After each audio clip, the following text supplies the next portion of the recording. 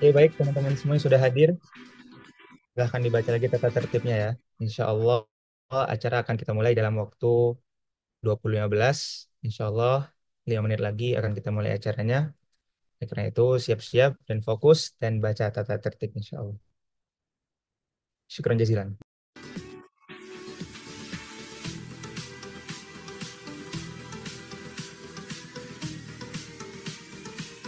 Dan diharapkan semua yang sudah hadir untuk hadir sampai habis acara ya. Karena insya Allah di pertengahan acara akan ada kuis buat kalian semua.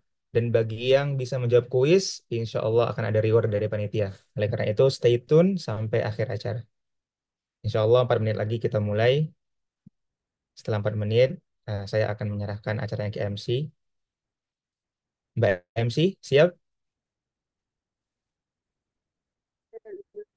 Oke, siap Mas. Oke, siap.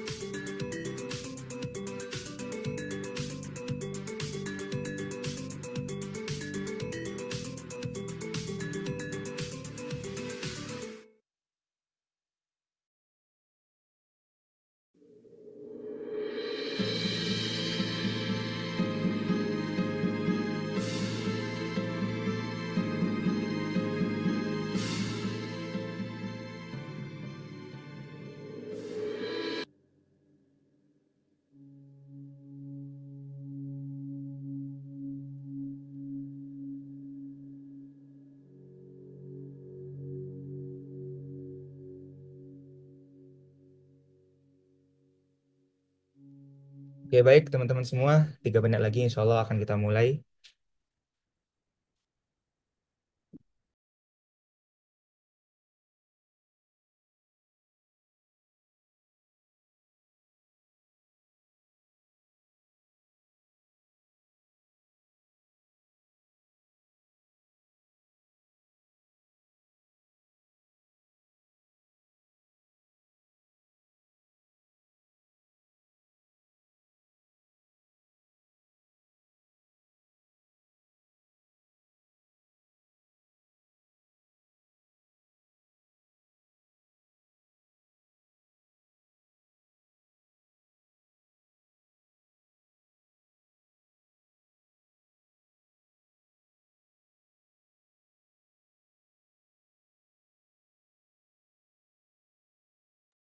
Oke, mengingat acara 2 menit lagi akan dimulai, saya mengingatkan kepada para peserta semua ya agar menghidupkan kameranya dan juga membaca tata tertib.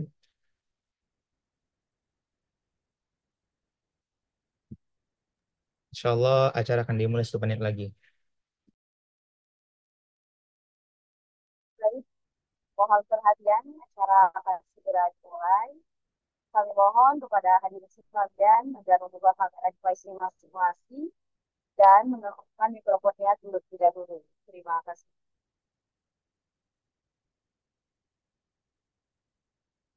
Yang terhormat, narasumber kita pada kali ini, Bapak Dr. Haji Muhammad Hidayatullah Waseema. Yang terhormat, Koordinator PPIDK Timtek periode 2024-2025, Saudara Ahmad Fadil LC. Yang kami hormati, Saudara Tengku Opis, selaku Ketua Panitia Acara, serta seluruh rekan-rekan serta podcast kebangsaan yang berbahagia. Bismillahirrahmanirrahim. Assalamualaikum warahmatullahi wabarakatuh. Waalaikumsalam warahmatullahi wabarakatuh. Alhamdulillahirabbil alamin wa bihi nasta'in wa ala umuri dunya waddin wassalatu wassalamu ala asyrofil anbiya'i wal mursalin wa ala alihi wa sahbihi ajma'in amma ba'd. Puji dan syukur kita panjatkan kehadirat Allah Subhanahu wa taala, berkat limpahan nikmat dan karunia-Nya kita dapat bertatap muka Meskipun melalui virtual ini ya, mudah-mudahan tidak mengurangi rasa syukur juga kenikmatan kita pada acara yang berbahagia kali ini. Amin, amin, ya robbal alamin. Salawat serta salam semoga tetap tercurah limpahkan kepada junjungan kita, Habibana wa Nabiyana Muhammad Sallallahu Alaihi Wasallam. Tak lupa kepada para sahabat, tabi'in dan tabi'at, dan semoga tetap tercurah limpahkan kepada kita selama berbulannya. Amin, ya robbal alamin. Menjadi suatu kehormatan bagi kami, juga kebanggaan tersendiri dapat satu frame dengan sosok materi yang sangat luar biasa dan rekan-rekan pelajar Indonesia di luar maupun di dalam negeri yang sangat luar biasa bersemangat ini. Oke.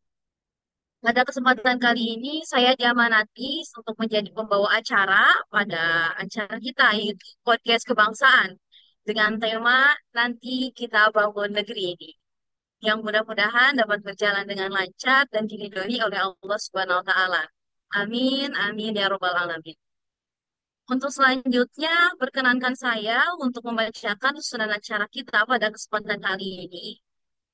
Di antaranya, yang pertama, pembukaan. Yang kedua, menyanyikan lagu Indonesia Raya dan Mars PPID. Yang ketiga, sambutan-sambutan. Yang keempat, dokumentasi acara. Yang kelima, podcast kebangsaan, nanti kita bangun negeri ini. Yang keenam, penyerahan sertifikat. Dan terakhir, penutupan. Menginjak acara yang pertama, buka acara kita pada kali ini dengan bersama membaca Al-Basmalah. Bismillahirrahmanirrahim. Acara selanjutnya yaitu menyanyikan lagu kebangsaan Indonesia Raya dan Mars PPID. Sebagai bentuk penghormatan dan kenikmatan, kami mohon kesediaannya para hadirin untuk membuka kamera di.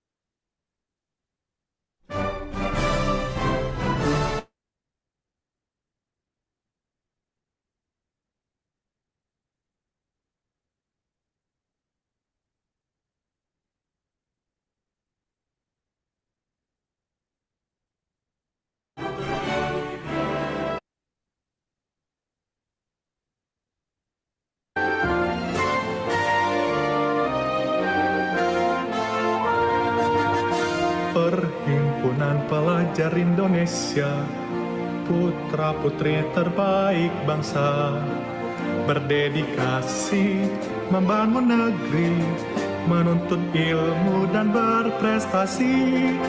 PPI Dunia, kobarkan semangat, meraih mimpi dan cita-cita. PPI Dunia, teruslah berkarya, menginspirasi, memotivasi.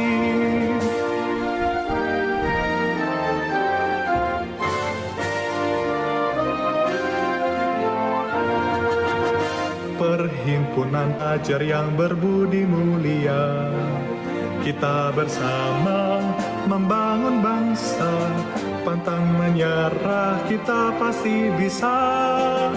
PPI Dunia, kobarkan semangat, meraih mimpi dan cita-cita. PPI Dunia, teruslah berkarya, menginspirasi, memotivasi.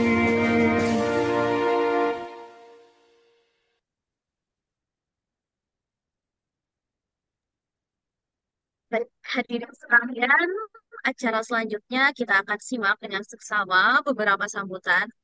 Sambutan yang pertama yang akan disampaikan oleh Ketua Panitia Podcast Kebangsaan yang Saudara Tengku Ois, kepadanya kami haturkan. Bismillah, terima kasih Mbak MC. Assalamualaikum warahmatullahi wabarakatuh. Waalaikumsalam Alhamdulillah, warahmatullahi. Alhamdulillah Rabbil Alamin. Wassalatu wassalamu ala ashrafil anbiya wal mursalin wa ala alihi wa sahbihi ajma'in amma ba'd. Yang terhormat narasumber pada acara kali ini, Dr. Muhammad Hidayat Nur Wahid. Yang terhormat Koordinator PPIDK Tim Tengka, Mas Ahmad Delami Fadil LC. Yang terhormat seluruh panitia acara podcast kebangsaan Nanti Kita Bangun Negeri ini. Yang terhormat media partner untuk acara kali ini, ada Chai.idn dan ada juga iWin Library. Terima kasih sudah mensponsori acara ini. Kemudian seluruh peserta yang hadir, yang terhormat, yang tidak bisa kami sebutkan namanya satu persatu. Kami ucapkan terima kasih kepada seluruh pihak yang turut ikut serta, ikut andil dalam suksesnya acara ini. Kami doakan semoga seluruh usaha kita dinilai pahala oleh Allah Subhanahu wa taala. Amin amin ya rabbal alamin. Ya baik, saya tidak akan berlama-lama lagi untuk mengasih sambutan karena saya yakin pasti semua di sini, semua peserta di sini sudah nggak sabar lagi untuk mendengarkan podcast dari narasumber kita acara kali ini ya, yaitu adalah Pak Hidayat Nur Wahid yang namanya sudah tidak asing lagi di telinga kita. Saya harapkan kita semuanya dapat mengambil banyak faedah dari beliau karena kita sudah tahu sepak terjang beliau di dunia dakwah dan di dunia perpolitikan Indonesia. Kemudian, tidak bosan-bosannya, saya sebagai ketua pelaksana acara ini membacakan lagi sebagai pengingat untuk kita semuanya, yaitu adalah dimohon menyalakan kamera untuk seluruh peserta yang ikut, kemudian tidak rasis atau menghina golongan tertentu, kemudian menghormati narasumber, kemudian yang paling penting nih, di pertengahan acara akan ada kuis. Jadi bagi yang bisa menjawab, insya Allah akan ada reward dari penitia. Oleh karena itu, hadir sampai habis guys. Kemudian simak dan silakan mempersiapkan pertanyaan yang bagus nanti pada saat sesi Q&A, karena nanti insya Allah setelah acara podcast ini akan ada sesi Q&A bagi kita yang ingin bertanya. Kemudian nanti di akhir acara akan ada link Google Form untuk sertifikat.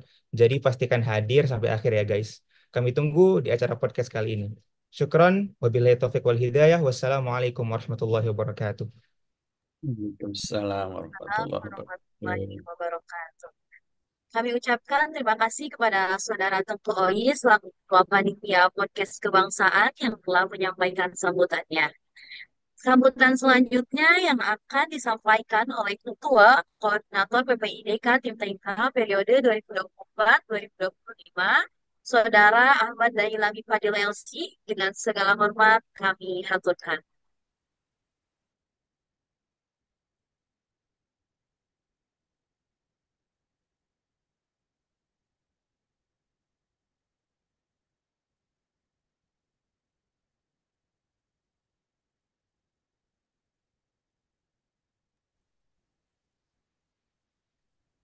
Pada Saudara Ahmad Dailami Fadil LC, selaku koordinator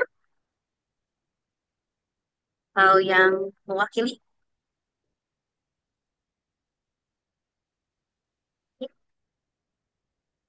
Kalau yang mewakili, Sorry, sorry. Maaf, baru terbuka mic-nya tadi di halo oleh host. Oke, Bismillahirrahmanirrahim. Suara saya terdengar ya, teman-teman semuanya. Terdengar dengan jelas, Mas. Alhamdulillah.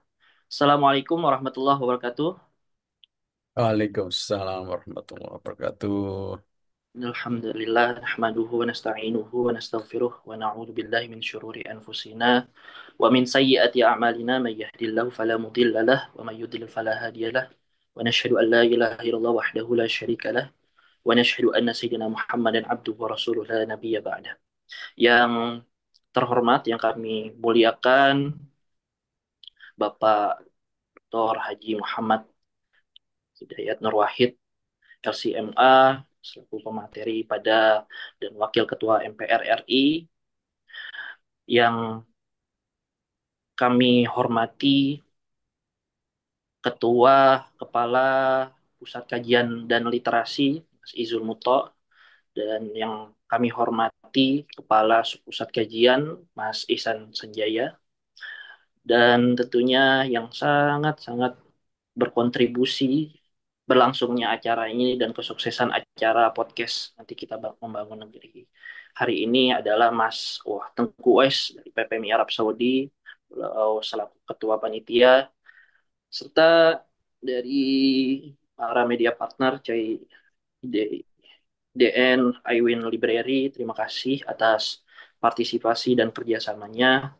Pertama-tama kami mengucapkan terima kasih atas kehadiran teman-teman semuanya, di mana acara ini dilatar belakangi memang spirit PPI dunia. Diawali dulu kalau kita melirik dari sejarahnya, PPI dunia dilatar belakangi dengan berdiri industri very yang dibangun oleh founder bangsa kita, yaitu Bung Hatta.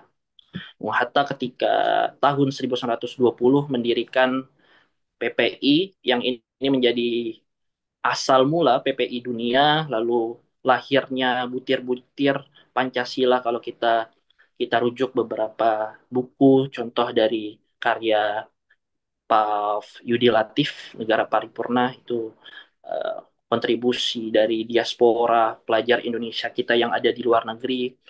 Sebelum-sebelumnya kita melihat bangsa Indonesia itu di dikotomi ataupun dipecah belah dengan divide et impera, adu domba antara, contoh saja sebagai ada Islam priai, Islam abangan lah, ada kebih dipecah-pecah. Oh, ini sekolah khusus orang pribumi, ini sekolah untuk AIS itu untuk orang Arab, ada untuk khusus orang Chinese dan seterusnya. Nah, ini yang barulah muncul gerakan-gerakan pelajar maupun gerakan-gerakan sosial pada tahun 1906, dimulai dari gerakan Budi Utomo oleh Cokro Aminoto, lalu ada Serikat Dagang Islam, dan salah satunya ini kiprah dari PPI. Didirikannya PPI pada tahun 1920 oleh pelajar-pelajar kita yang belajar di luar negeri.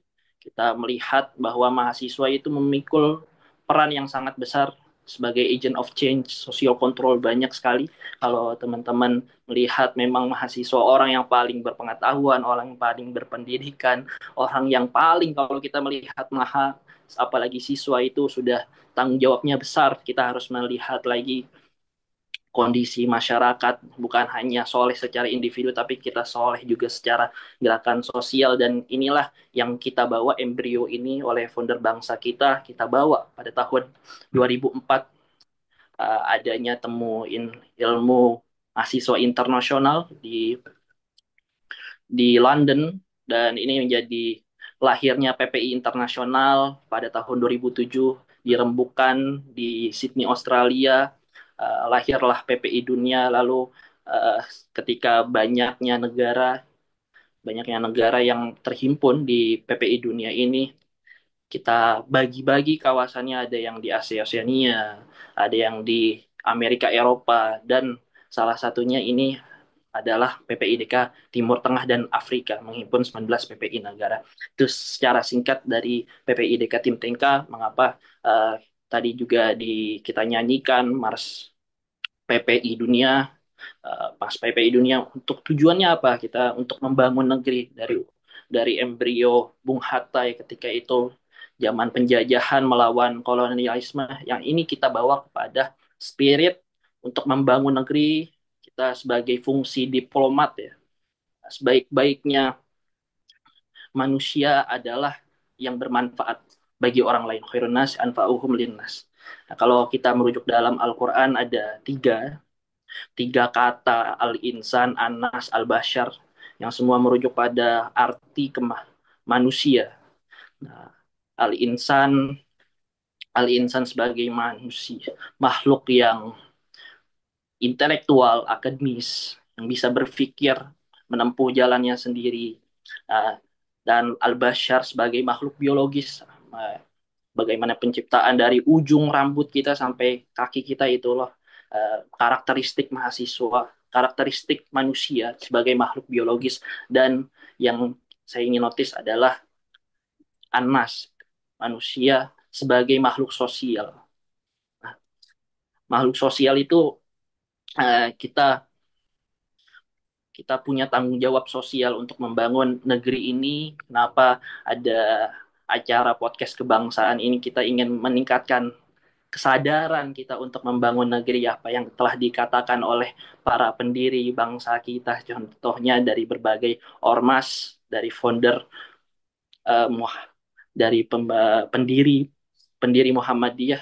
Hidupilah Muhammadiyah, jangan cari penghidupan di Muhammadiyah. Atau ke ada gium ataupun perkataan dari John F. Kennedy, jangan tanya apa yang negeri ini berikan kepadamu, tapi berikanlah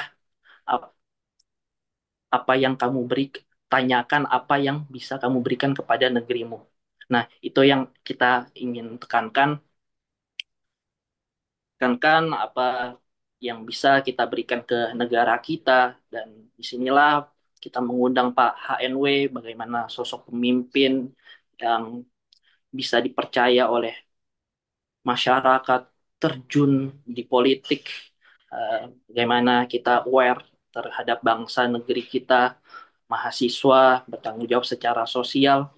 Nah, inilah yang kita ingin menyadarkan, kalau kita kita mahasiswa luar negeri maupun teman-teman yang sedang di Indonesia, kita punya tanggung jawab yang sama, tanggung jawab sosial. Khairun nasi anfa'uhum linnas. Sebaik-baiknya manusia adalah yang paling bermanfaat bagi orang lain.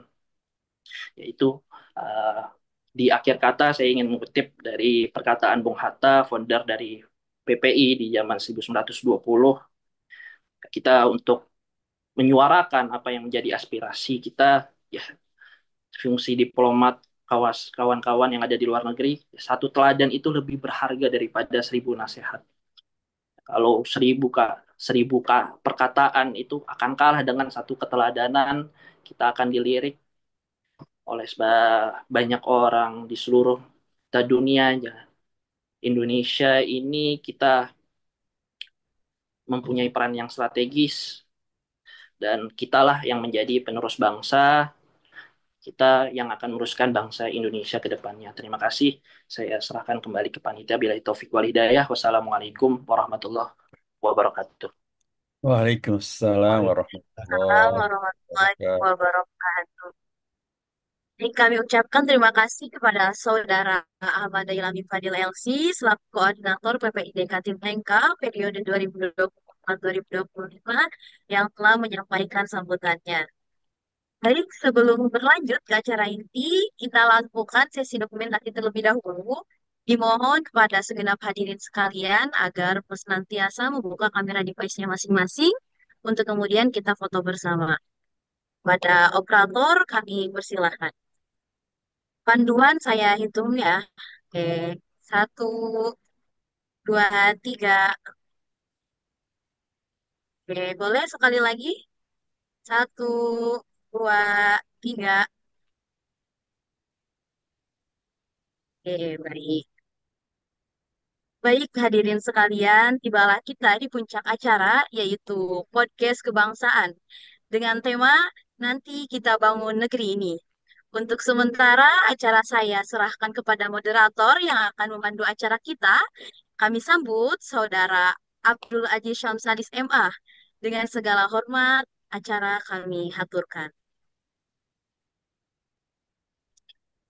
Baik, terima kasih Saudara MC. Assalamualaikum warahmatullahi wabarakatuh. Waalaikumsalam. Waalaikumsalam warahmatullahi wabarakatuh. Selamat malam, salam sejahtera untuk kita semua. Yang terhormat Dr. Hidayat Nur Wahid selaku narasumber kita, para mahasiswa dan mahasiswi Indonesia di Timur Tengah, serta hadirin yang saya hormati. Alhamdulillah, puji syukur kita panjatkan kepada Allah Subhanahu wa Ta'ala karena pada malam hari ini kita diberi kesempatan untuk berkumpul dalam sebuah acara yang sangat istimewa. Pada kesempatan ini, kita akan bersama-sama mendalami dan berdiskusi tentang masa depan Indonesia di tengah dinamika global yang terus berkembang. Izinkan saya, Abdul Aziz Syamsalis, selaku moderator akan memimpin diskusi kali ini, di mana diskusi kita kali ini mengambil tema besar arah Indonesia ke depannya dengan judul spesifik Nanti Kita Bangun Negeri Ini. Diskusi ini sendiri adalah diskusi yang digelar oleh Pusat Kajian dan Literasi PPIDK Timtengka, Perkumpulan Pelajar Mahasiswa Indonesia, Daerah Kawasan Timur Tengah dan Afrika. Kami berharap diskusi ini akan membawa kita semua untuk merefleksikan bagaimana negara kita, Indonesia, dapat terus maju dan berperan lebih aktif di dunia internasional. Terlebih lagi, bagaimana peran mahasiswa Indonesia yang sedang belajar di Timur Tengah ini dapat menjadi bagian dari solusi dalam mewujudkan cita-cita bangsa di masa depan. Telah hadir bersama kita seorang tokoh yang sangat kita hormati, ya, Dr. Hidayat Nur Wahid. Beliau adalah seorang yang memiliki banyak pengalaman dalam berbagai bidang, baik sebagai seorang politikus, sebagai seorang akademisi, maupun sebagai seorang aktivis. Beliau adalah salah satu pimpinan MPR hingga hari ini, yang telah malang melintang dengan sepak terjangnya duduk di kursi legislatif sejak tahun 2004. Itu artinya telah lebih dari 20 tahun beliau memperjuangkan aspirasi rakyat di Senayan. Dan yang lebih penting lagi, teman-teman sekalian, beliau juga adalah senior kita semua. Beliau telah mengenyam pendidikan lebih dari 10 tahun di Universitas Islam Madinah dengan meraih gelar. Dalam 45 menit ke depan, beliau akan memberikan perspektif yang sangat berharga mengenai arah Indonesia ke depan, serta bagaimana kita sebagai generasi penerus bangsa, khususnya mahasiswa Indonesia yang belajar di luar negeri, dapat turut serta dalam mengawal dan berkontribusi pada kemajuan negara kita tercinta. Melalui diskusi ini, kami berharap dapat menggali pemikiran dan ide-ide dari segenap para peserta untuk bersama-sama mencari langkah-langkah strategis yang dapat kita ambil untuk Indonesia yang lebih baik di masa depan. Ya, sebelum memasuki sesi diskusi, saya kembali ingin mengingatkan pesanan dari kawan-kawan panitia bahwa panitia telah menyiapkan nanti di tengah-tengah diskusi kita ada kuis dari teman-teman panitia, dari saudara ketua, dan sudah disiapkan juga hadiah bagi yang bisa menjawab. Bukan begitu, saudara panitia? Ketua panitia. Ya, tanpa berpanjang lebar, teman-teman sekalian, ya tanpa berpanjang lebar, izinkan saya untuk membuka diskusi ini dengan menyapa dulu narasumber kita. Assalamualaikum, Bapak. Bagaimana? Sehat? Waalaikumsalam warahmatullahi wabarakatuh. Nah, Alhamdulillah. nadu annakum kullukum bi khair kadzalik insyaallah. Jazakallah khair, utikal afiyah. Posisinya lagi di Indonesia atau lagi dinas nih? Kebetulan lagi Hidayat. di luar Indonesia sekarang, lagi di luar Indonesia, dan tapi mudah-mudahan ya, kita tetap di satu padukan dalam keppian kita dan dalam cinta kita pada Indonesia. Alhamdulillah. Izinkan saya Pak, ingin membuka diskusi kita kali ini karena tadi tema besar kita itu kan tentang bagaimana arah Indonesia di masa depan gitu. Nah, pastinya ketika kita ingin membaca masa depan, kita nggak boleh untuk melalaikan yang namanya sejarah, apalagi sejarah Republik kita tercinta.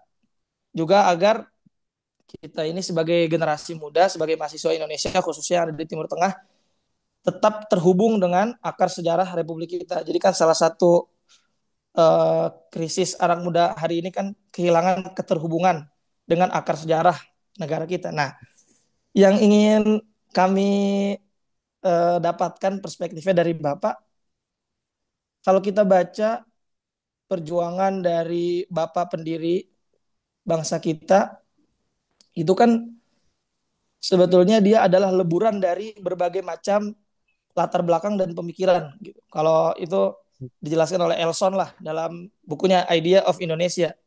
Tadi disebutkan juga oleh ketua PPIDK tuh, koordinator, disebut beberapa kali nama dari Muhammad Hatta. Itu kan mewakili bagaimana nuansa Eropa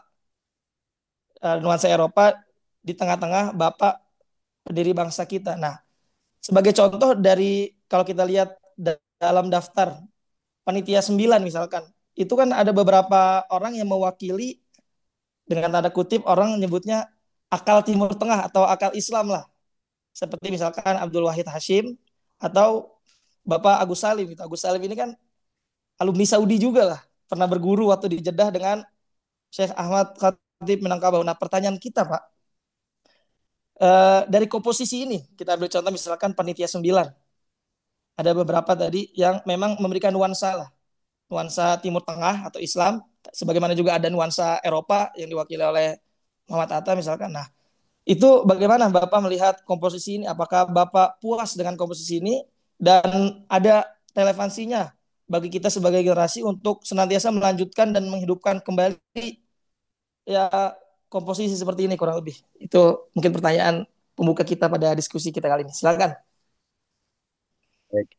Abdul Aziz, Hafidzakumullah, dan keluarga besar PPI Timur Tengah tadi disampaikan sambutannya oleh Ahmad Delami Fadil dan juga oleh Ketua Panitia kita atau Wais, para peserta, musyarikin wal musyarikat, tulab wa talibat, jami'an, Hafidzakumullah. Assalamualaikum warahmatullahi wabarakatuh.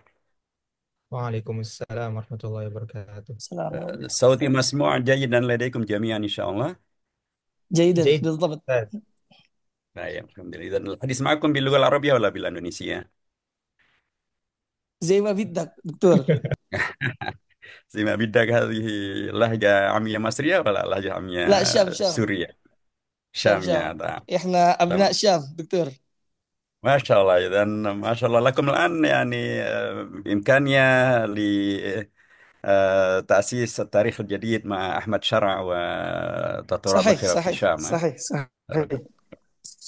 Baik, dan Islamikum kulkum jami'an. Khair, ah? Baik, saya kira saya akan langsung. Pertama, tentu alhamdulillahirrahmanirrahim. Alhamdulillahilladzi 'allama bil qalami 'allamal insana ma lam ya'lam. Alhamdulillahilladzi arsala rasulahu sayyidina Muhammadin khairal anam mu'alliman wa mubasyiran wa nadhiran wa da'iyan ila Allahi bi'idnihi wa sirajan munira. Amma ba'd. Sahabat-sahabat sekalian, saya sebut sahabat ya karena kita keluarga besar PPI. Tapi dan terima kasih tadi Ustadz Ahmad Delami sudah menyampaikan tentang sejarah PPI, kemudian jadi PPI dunia, PPI internasional, dan ternyata PPI yang saya pimpin, antum belum ada lahir kali ya. Saya menjadi ketua PPI Belum. Saudi Arabia tahun 1983 sampai 85. Antum belum pada lahir ya. Dan Alhamdulillah saya belajar di Madinah memang hanya 13 tahun saja dari tahun 80 sampai tahun 93. Jadi terima kasih ahlan wa sahlan bikum dan terima kasih untuk kembali bersilaturahim dengan media yang dulu belum ada, sekarang menjadi ada. Ini berkah daripada COVID-19. Dan terima kasih untuk kemudian kita bisa bersilaturahim kembali. Mudah-mudahan akan berlanjut menjadi silaturahmi ilmi, berlanjut lagi menjadi silaturahmi amali. Kolaborasi antara kita semakin menguat. Em, Sahabat-sahabat semuanya, PPI Timur Tengah yang saya hormati. Kalau menjawab pertanyaan dari Abdul Aziz tadi tentang sejarah dan peran bersejarah komposisi anggota Panitia 9, seringkali ada yang terlupakan. Bahkan tadi Abdul Aziz juga melupakan hal yang sangat mendasar, termasuk juga tadi disampaikan oleh Ustaz Ahmad Delami yang disebut adalah Bung Hatta dan itu tidak salah. Kemudian Abdul Aziz menyebut tentang dua tokoh kita, Haji Agus Salim yang pernah menjadi murid dari Syekh Ahmad Khatib Al-Minangkabawi di Mekah gitu ya. Juga eh, Syekh Kiai Haji Wahid Hashim, putra dari Kiai Haji Hashim Asy'ari, murid dari Syekh Ahmad Khatib Al-Minangkabawi. Tapi bahkan di Mesir dan di dunia kampus di mana antum sekarang berada, ada panitia 9 yang alumni dari ada yang menyebut beliau alumni Al-Azhar, ada yang menyebut beliau alumni Jamiah Qahirah. Apapun, beliau adalah alumni salah satu universitas yang sangat terkemuka di Mesir. Siapa itu? Abdul Qahar Muzakir. Abdul Qahar Muzakir, dan bahkan ketika hari-hari ini kita, subhanallah, kita semuanya di seluruh dunia, insya Allah umat yang sangat mencintai perdamaian, mencintai peradaban, menolak penjajahan, menolak kejahatan Zionisme Israel, hari-hari ini dan apalagi antum di Timur Tengah, khususnya yang ada di Mesir dan sekitarnya gitu ya, tentu akan bertemu dengan peristiwa yang sangat sejarah. Besok, tanggal 19 Januari, kesepakatan gencatan senjata antara Israel dan Hamas akan secara resmi dilaksanakan. Dan itu akan mengakhiri, mudah-mudahan, mengakhiri perjalanan panjang kejahatan Zionis Israel, dan kemudian akan membuka lembar-lembaga sejarah baru terkait dengan perdamaian, terkait dengan keadilan, dan seterusnya. Nah, di situ, sekali lagi, ternyata kita di Indonesia merespon dengan sangat cepat ya, dan kemarin ada demo di depan Kedutaan Amerika Serikat untuk mendukung adanya perdamaian ini dan untuk segera mengakhiri penjajahan. Ternyata salah satu dari sokok guru sikap Indonesia itu dimulai dari Mesir, dari seorang mahasiswa namanya Abdul Kahar Muzakir, asalnya dari Gunung Kidul, Wonosari Gunung Kidul, kemudian nyantri ke Termas, kemudian melanjutkan ke Mesir, dan waktu itu belum ada PPI memang, tapi beliau bersama dengan kawan-kawannya mendirikan Perhimpunan Perhimpunan Mahasiswa Indonesia Melayu. Tahun 1931, beliau sudah dipercaya oleh As-Sayyid Al-Amin Al-Husaini menjadi sekretaris beliau dalam menyelenggarakan beragam kegiatan internasional membela kemerdekaan Palestina. Ingat, ini tahun 1931. Tetapi eh, para tokoh kita, termasuk Kiai Haji Hashim, Kiai Haji Kahar Muzakir, waktu itu belum Kiai Haji, tapi mahasiswa Kahar Muzakir, beliau sudah membersamai gerakan internasional untuk membela bangsa Palestina supaya tidak dijajah oleh Israel. Subhanallah. Dan ini berkelanjutan. Salah satu alumni dari Mekah, Kiai Haji Hashim Ash'ari, alumni dari Mekah, beliau bersama dengan Kiai Haji Ahmad Dahlan, pendiri Muhammadiyah, Kiai Haji Mas Mansur, dan juga Haji Agus Salim. Mereka semuanya murid daripada Syekh Khatib Al-Minangkabawi. Beliau Kiai Haji Hashim Asy'ari tahun 1937 bersama dengan Kiai Haji Wahab Hasbullah, pendiri NU, mereka berdua menyampaikan satu fatwa tentang pentingnya membela bangsa Palestina supaya tidak dijajah oleh Israel.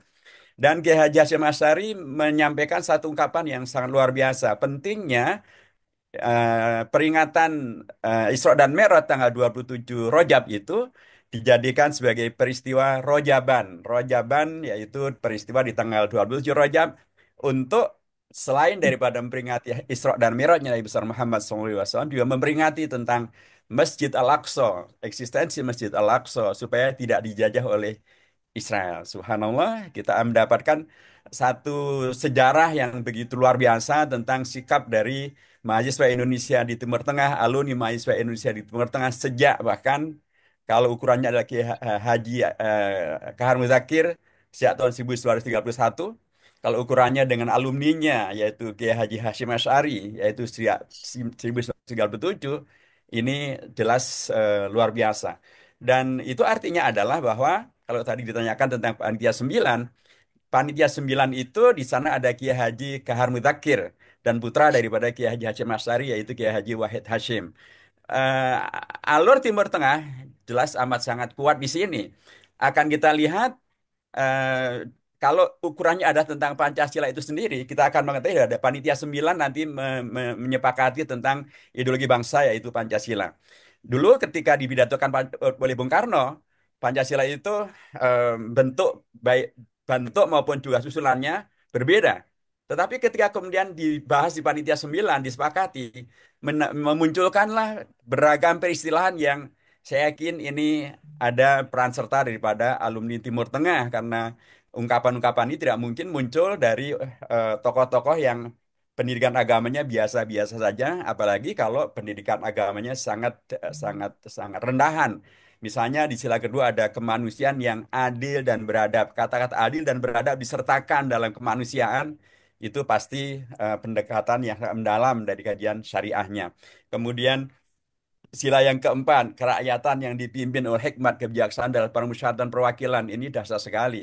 Kerakyatan yang dipimpin, ini bukan sila kerakyatan, tapi yang dipimpin bukan dipimpin secara biasa, tapi oleh hikmat kebiasaan dalam permusyawaratan perwakilan. Subhanallah. Sila yang kelima juga demikian, keadilan sosial bagi seluruh rakyat Indonesia. Kata-kata adil, rakyat terulang dua kali. Kata-kata permusyawaratan, perwakilan hadir di situ. Kemanusiaan bukan kemanusiaan biasa, tapi yang adil dan beradab.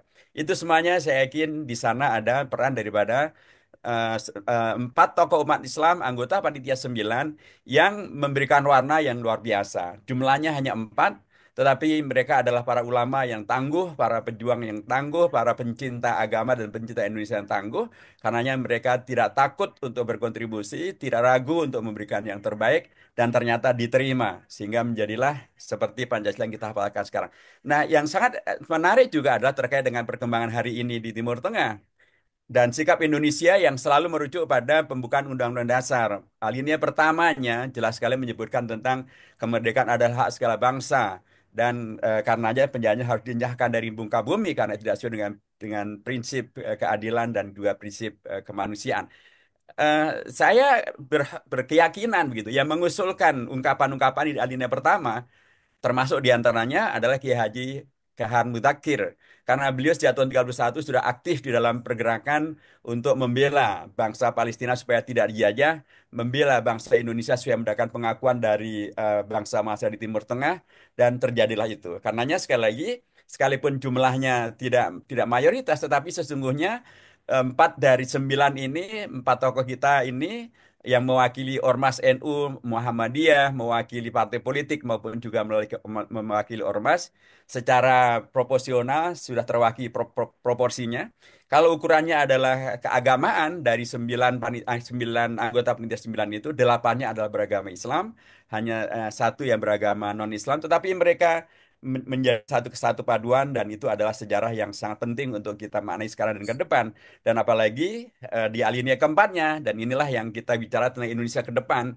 Indonesia diharapkan agar betul-betul, dan sekaranglah momentumnya, alinea pertama dari dari alinea keempat dari pembukaan Undang-Undang Dasar itu bukan hanya terkait dengan Indonesia merdeka untuk melindungi seluruh tumpah darah Indonesia, memajukan, memakmurkan kesejahteraan bangsa, memajukan kecerdasan umum, tapi juga untuk aktif di dalam menghadirkan perdamai ketertiban dunia melalui dunia yang adil, yang damai. Nah, sekarang ini dengan terjadinya gencatan senjata di Gaza, ini adalah satu peran yang sangat terbuka bagi Indonesia untuk melakukan perannya secara aktif, dan apalagi Presiden Prabowo baru saja memberikan pidato terbukanya dalam pertemuan negara-negara DH di Kairo, dan inilah momentumnya. Dan kalau ini bisa dilakukan, maka sejarah itu menjadi rujukan. Dulu mereka sudah berperan, sekarang berperan, dan nanti berperan lagi, dan itu akan menghadirkan realisasi atau salah satu daripada kepercayaan diri untuk merealisasikan visi Indonesia ke depan, yaitu visi Indonesia Emas 2045,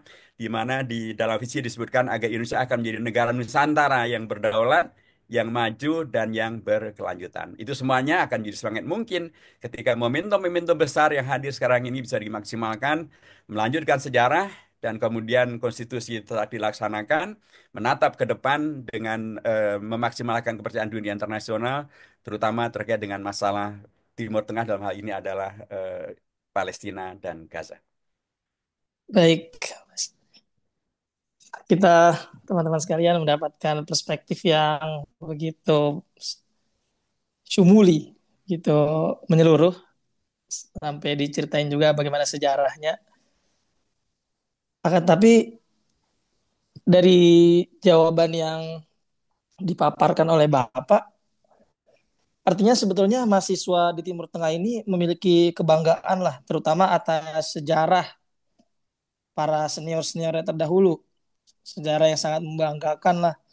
Mereka bahkan sejak sebelum Indonesia merdeka pun sudah mementingkan kemerdekaan bagi Palestina misalkan. Nah, tapi Dan itu hari ini sejak gini Pak, 1931. 31 itu 1931.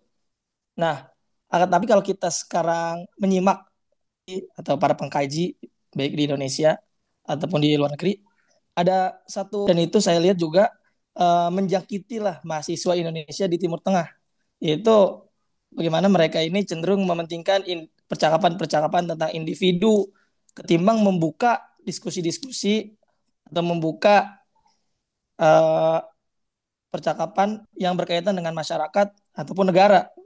Kalau misalnya kita bandingkan dengan mahasiswa seperti angkatan-angkatan Bung Hamka atau Kahar Muzakir tahun-tahun 30-an itu sangat jauh. Hari ini kita bandingkan dengan mahasiswa-mahasiswa tahun 80-an atau 90-an aja, itu mungkin uh, sangat berbeda lah. Mereka itu kecenderungan untuk membela negaranya, kecenderungan untuk mengurai masalah di tengah-tengah masyarakat itu sangat kuat. Tapi hari ini mungkin juga karena adanya media sosial dan seterusnya, kecenderungan untuk membicarakan hal individu itu justru lebih kuat daripada kecenderungan membicarakan tentang masyarakat apalagi negara. Nah ini bagaimana kalau menurut Bapak? Mohon Baik, tanggapannya. terima kasih. Kalau menurut saya justru terjawab ya dengan tema kita pada hari ini. Eh, Memang secara umum adalah tentang podcast kebangsaan, tapi kan judulnya luar biasa. Nanti kita bangun negeri ini. Wah, itu pun sudah bicara tentang kita dan membangun dan negeri. Nah, ini menurut saya adalah satu penegasan bahwa insya Allah apa yang disampaikan oleh moderator kita adalah sebagai tahdir gitu ya, tahdir awali, early warning supaya tidak semacam itulah. Karena saya tidak yakin juga kalau dulu kami yang nggak punya belum belum ada yang namanya medsos, belum ada yang namanya telepon pintar. Itu saja kami peduli, apalagi antum sekarang mempunyai telepon pintar dengan sangat mudah untuk kemudian mengakses berita apapun dari manapun dan sumber manapun. Itu menjadi semakin mestinya menjadi semakin sosiologis, menjadi semakin peduli, semakin karena sepanjang waktu seluruh yang terkait dengan apa yang antum inginkan antum bisa dapatkan. Informasi tentang apapun bisa antum dapatkan, termasuk informasi tentang bahwa Indonesia sudah amat sangat membuka untuk peran serta daripada generasi muda Indonesia yang berada di luar negeri untuk kemudian bisa memberikan kontribusi yang terbaik. Tapi disinilah saya kira menjadi penting apa yang kalau di Timur Tengah mestinya ungkapan yang populer sesungguhnya bukan seperti yang ada dalam judul kita kali ini. Nanti kita bangun negeri ini di tempat antum atau tempat kita dulu juga pastilah yang paling paling populer adalah ungkapan Baydatul Yaumi khairun min dajjajatil ghadi kan begitu. Kenapa baru nanti? Kan harusnya bukan nanti. Kalau nanti itu kan orientasi Dajjatul Gharb gitu ya. Tapi Bidatul Yauminya adalah kita antum semuanya sebagai tadi sudah mendapatkan satu arahan historik gitu ya. Dan ternyata arah historik itu luar biasa diapresiasi oleh bangsa Indonesia, Kiai Haji Hasyim Asy'ari, Kiai Haji Ahmad Dahlan, Kiai Haji Mas Mansur, Kiai Haji Khan Zakir gitu ya.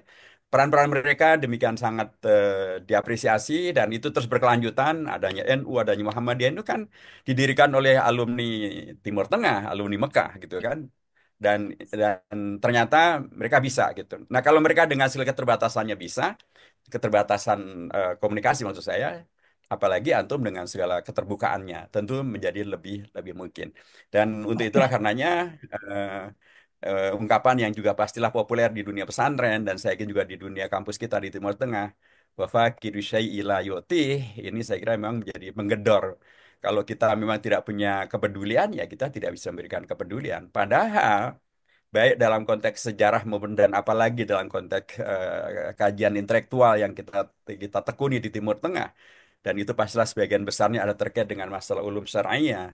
Pastilah kita diajarkan tentang pentingnya kalau dalam bahasa bahasa mahfudot yang kami hafal di pesantren dulu, al ilmu bila amalin kasyajari bila tamarin gitu kan. Pastilah segala narasi tentang intelektualitas, tentang ilmu, tentang wawasan itu ya nggak akan ada kita pas kita pahami bahwa itu hanya akan berguna ketika kemudian dia menjadi sesuatu yang mewujud pada karya nyata, aksi yang konkret dan itu terkait dengan keindonesiaan kita.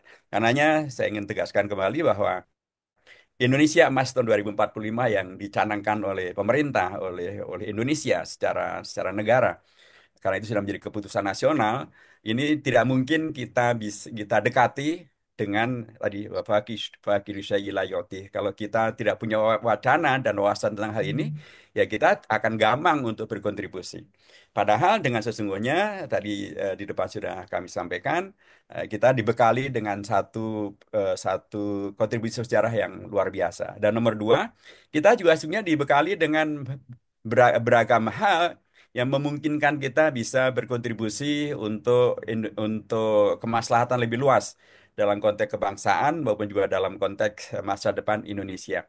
Salah satu di antaranya tadi kalau dikaitkan dengan informasi, pastilah antum juga tahu bahwa Indonesia kita bukan hanya mempunyai pemerintahan yang baru, tapi juga beragam program-program yang diharapkan akan bisa menghadirkan ya penyiapan warga bangsa untuk kemudian menjadi mampu berkontribusi untuk menghadirkan Indonesia Emas 2045.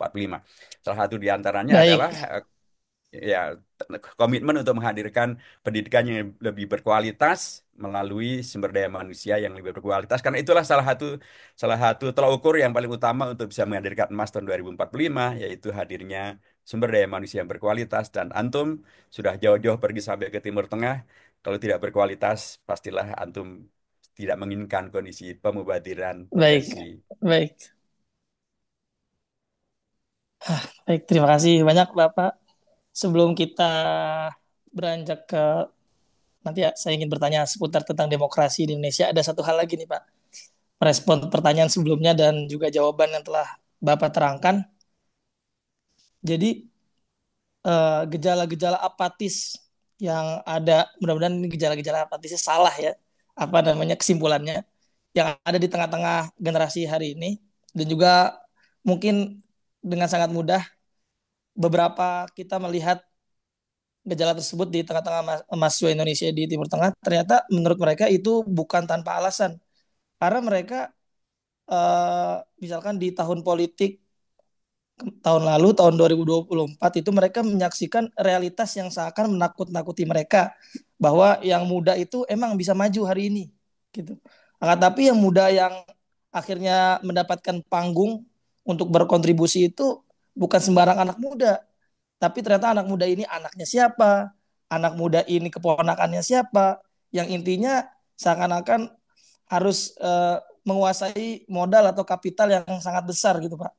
Nah ini dari kacamata sebagai elit nasional melihat melihat realitas ini bagaimana Pak? Apakah ini sebetulnya itu mah cuman alasan-alasan doang yang diada-adakan oleh generasi sekarang yang lembek, atau emang ini ada apa ya kesulitan transisi lah dari generasi mungkin generasi mahasiswa 80-an 90-an kepada kami nih generasi 2010-an atau 2020-an begitu Pak. Ya, kalau menurut saya sih itu sebagian daripada realita, tapi tidak menggambarkan tentang keseluruhan daripada realita tersebut. Karena faktanya terlalu banyak yang tampil anak-anak muda sekarang ini di PR ya, terutama ya, karena itu terkait dengan yang Anda sebutkan tadi terkait dengan masalah pemilihan umum tahun 2024. Banyak sekali yang menjadi anggota DPR bukan karena ayahnya siapa, bapaknya siapa, jabatan sebelumnya apa, tapi mereka yang memang menghadirkan kualitas daripada anak muda. Anda bisa sebutkan misalnya Dr. Gamal Albin Said misalnya. Beliau bukan anaknya petinggi partai, bukan juga anak konglomerat, tapi beliau seorang yang sangat berkualitas. Dan kualitasnya bahkan sudah sangat diakui oleh dunia internasional. Pangeran Charles sangat mengakuinya, bahkan Presiden Putin sekalipun.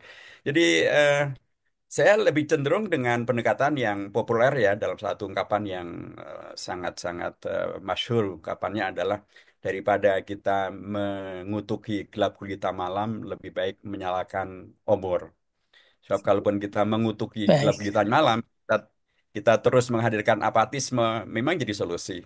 Nggak akan jadi solusi. Nggak akan solusi bagi dirinya saja, nggak, apalagi untuk masyarakat yang lebih luas lagi. Tapi kalau kita menyalakan obor, baik, minimal kita akan kemudian membuktikan bahwa kita bisa berkontribusi dan bahkan bisa bermanfaat untuk siapapun. Dan nyalakan obor itu terbuka untuk siapapun. Sekarang ini di Indonesia tidak ada yang tertutup.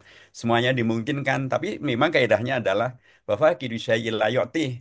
Jadi jangan kemudian karena ketidakmampuan kita, kemudian kita menggeneralisir seolah-olah di situ ada permasalahan. Padahal dengan sesungguhnya semuanya terbuka, tinggal siapkah kita untuk mengisi baik, yang sudah dibuka. baik, baik. Terima kasih banyak Bapak. Insya Allah kita termasuk orang-orang yang tidak termasuk dari fakidus syai la yu'ti. Nah, kita ingin dari Indonesia kita terbang lagi ke Timur Tengah nih Pak. Berbicara tentang tadi juga Bapak sudah menyebutkan Ahmad Asyara kan.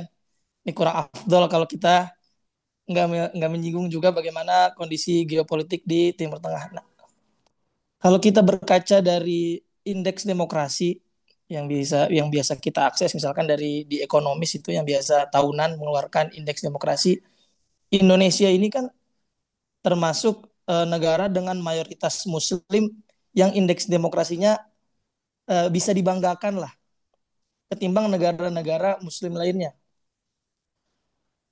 Indonesia bersama dengan misalkan Tunisia atau Malaysia ini termasuk yang lumayan ada di angka peringkatnya sekitar 50-an atau 60-an.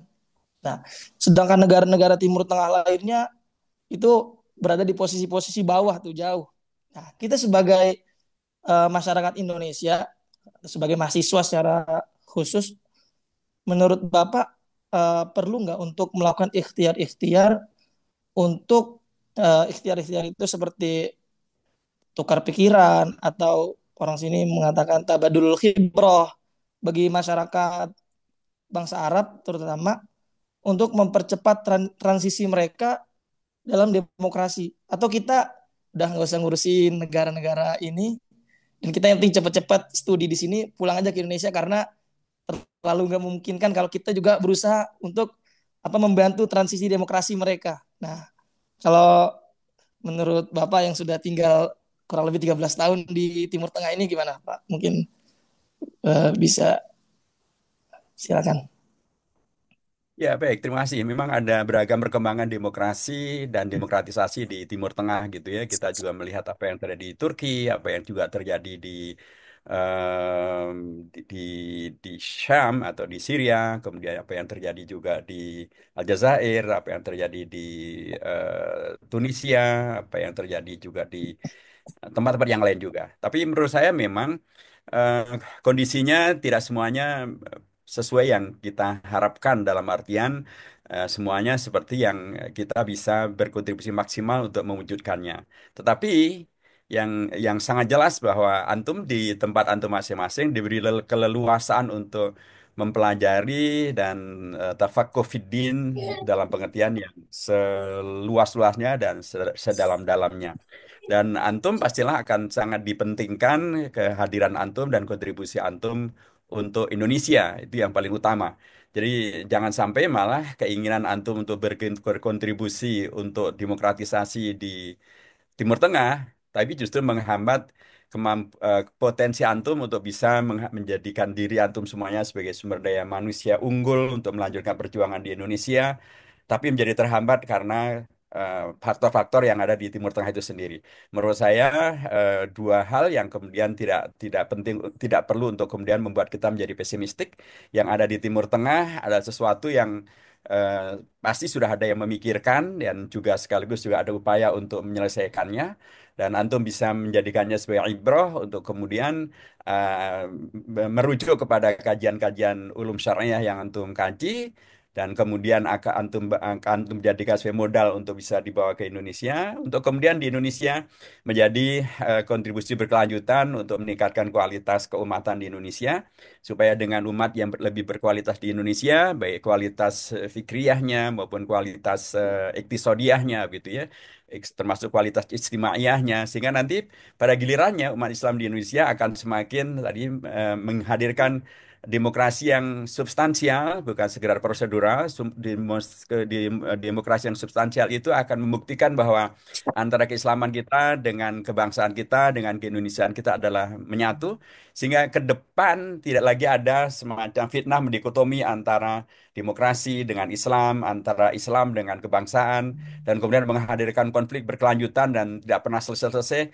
Di Timur Tengah juga itu bisa terjadi karena provokasi terus-menerus yang dilakukan oleh Israel dan para sekutunya sehingga kemudian terjadilah permasalahan-permasalahan yang membuat demokrasi tidak berkembang maksimal sebagaimana yang diharapkan. Tapi tentu saja demokrasi bukanlah demokrasi.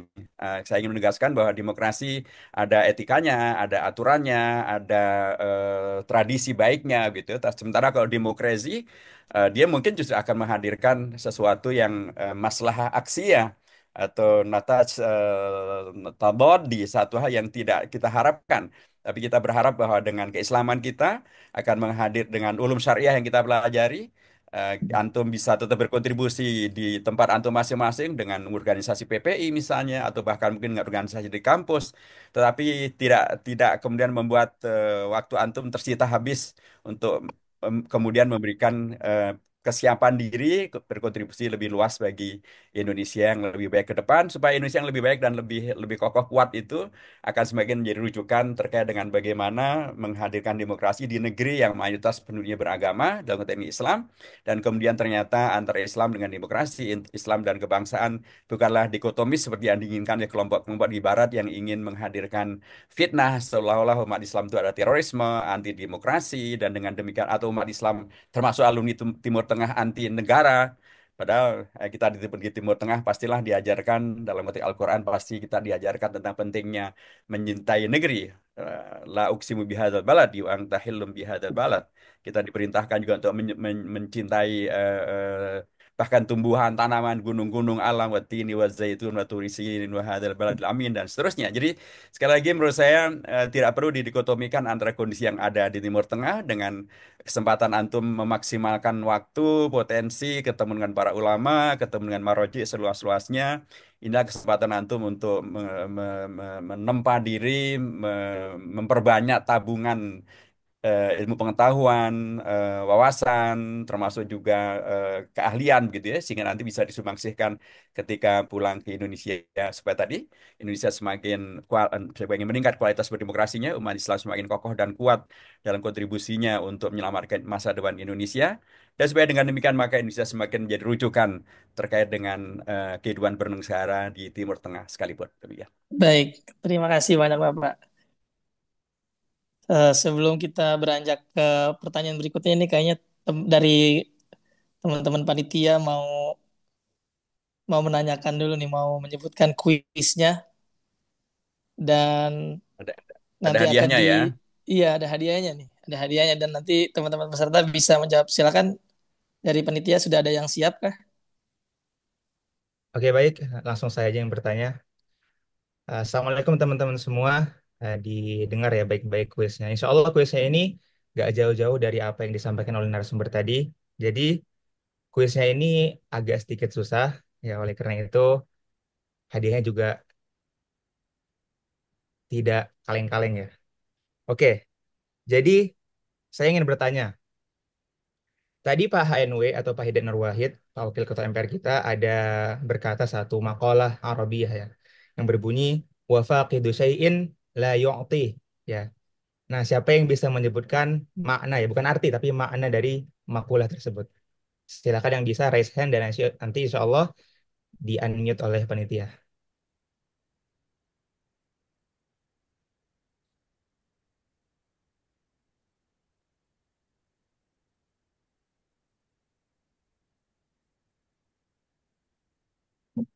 Ada yang bisa?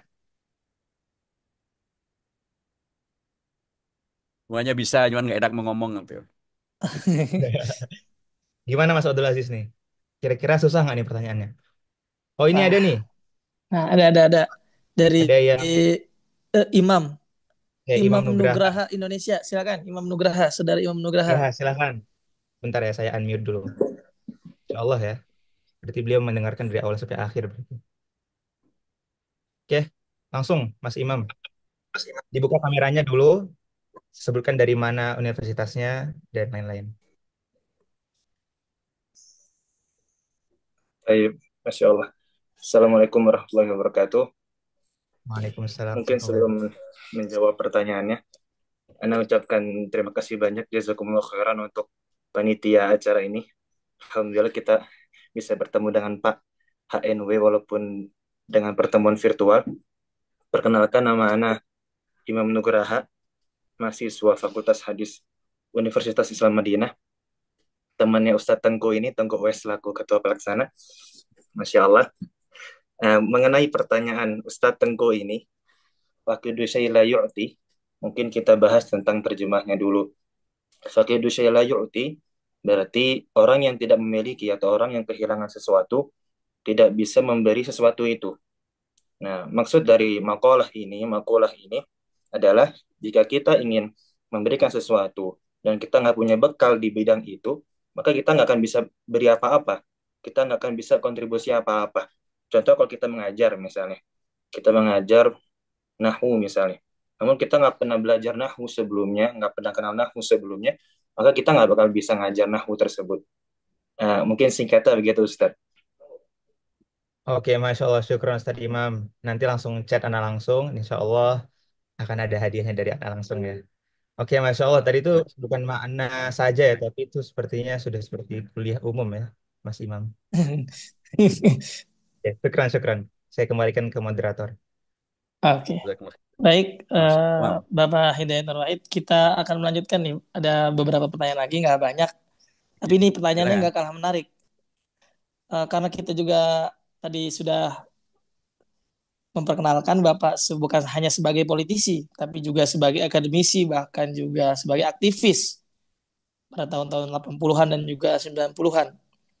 Dan di level nasional pun juga sudah lebih dari 20 tahun malam melintang membela aspirasi rakyat.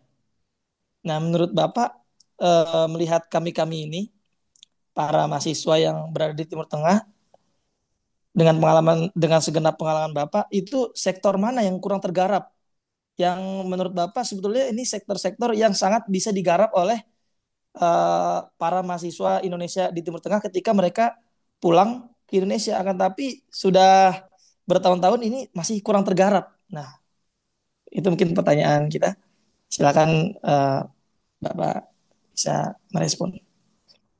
Baik, terima kasih. Jadi kalau disebut aktivis, dan aktivis itu artinya adalah yang memang aktif menyuarakan kepentingan umat dan kepedulian terhadap permasalahan-permasalahan yang ada, maka saya masih demo di depan Kedutaan Amerika sekalipun. Saya Oh, masih juga demo di di depan Monas, demo juga di depan Patung Kuda, begitulah. Jadi atau menerima para demonstran juga di DPR, di MPR kita biasa menerima mereka. Karena memang aktivisme tidak terkait dengan generasi, tidak terkait dengan umur, tidak terkait dengan latar pendidikan, tapi dia adalah tuntutan sesungguhnya. Dia adalah bagian dari, menurut saya sih bagian dari dakwah itu sendiri. Dan kita akan mendapatkan bagaimana kemudian aktivisme itu memungkinkan kita untuk menyampaikan sesuatu, menjelaskan sesuatu, mengklarifikasi sesuatu, dan interaksi langsung dengan masyarakat gitu ya, interaksi langsung juga dengan masalah, termasuk interaksi langsung dengan para pejabat terkait gitu ya. Dan alhamdulillah untuk banyak hal kita aktivisme kita dalam dunia politik sekalipun juga alhamdulillah bisa menghadirkan beragam kemaslahatan bagi umat ya, termasuk juga mengkoreksi beragam kesalahan, menghadirkan perundangan yang menguntungkan untuk umat seperti adanya undang-undang tentang pesantren, termasuk juga penolakan kita terhadap PPN 12% dan seterusnya. Adapun terkait dengan apa yang kemudian dirasa masih belum maksimal bisa di, di, diurusi atau dikelola, eh, ya sesungguhnya sih kalau melihat pada keterbukaan yang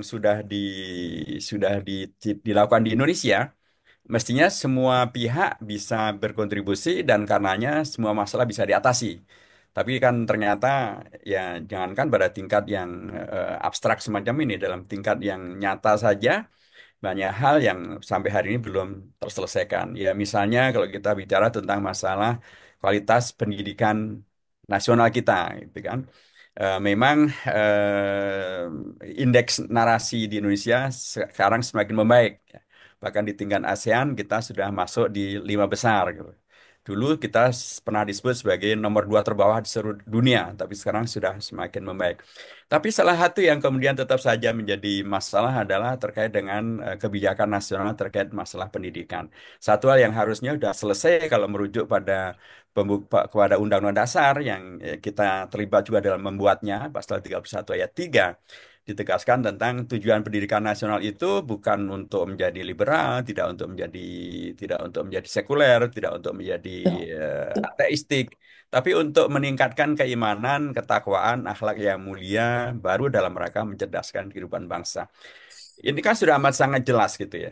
Tetapi pada tingkat operasionalnya, beragam menteri yang datang dan pergi seringkali tidak kemudian fokus menghadirkan pendidikan nasional yang mengarah kepada realisasi daripada peningkatan keimanan, ketakwaan, akhlak yang mulia dan seterusnya. Malah sempat muncul seorang menteri yang kemudian sempat membuat peta jalan pendidikan nasional yang agama pun hilang gitu dan diganti dengan kebudayaan. Bisa kita bayangkan kalau kalau ini menjadi kebijakan. Alhamdulillah kita tolak dan kita bisa menyelamatkan itu.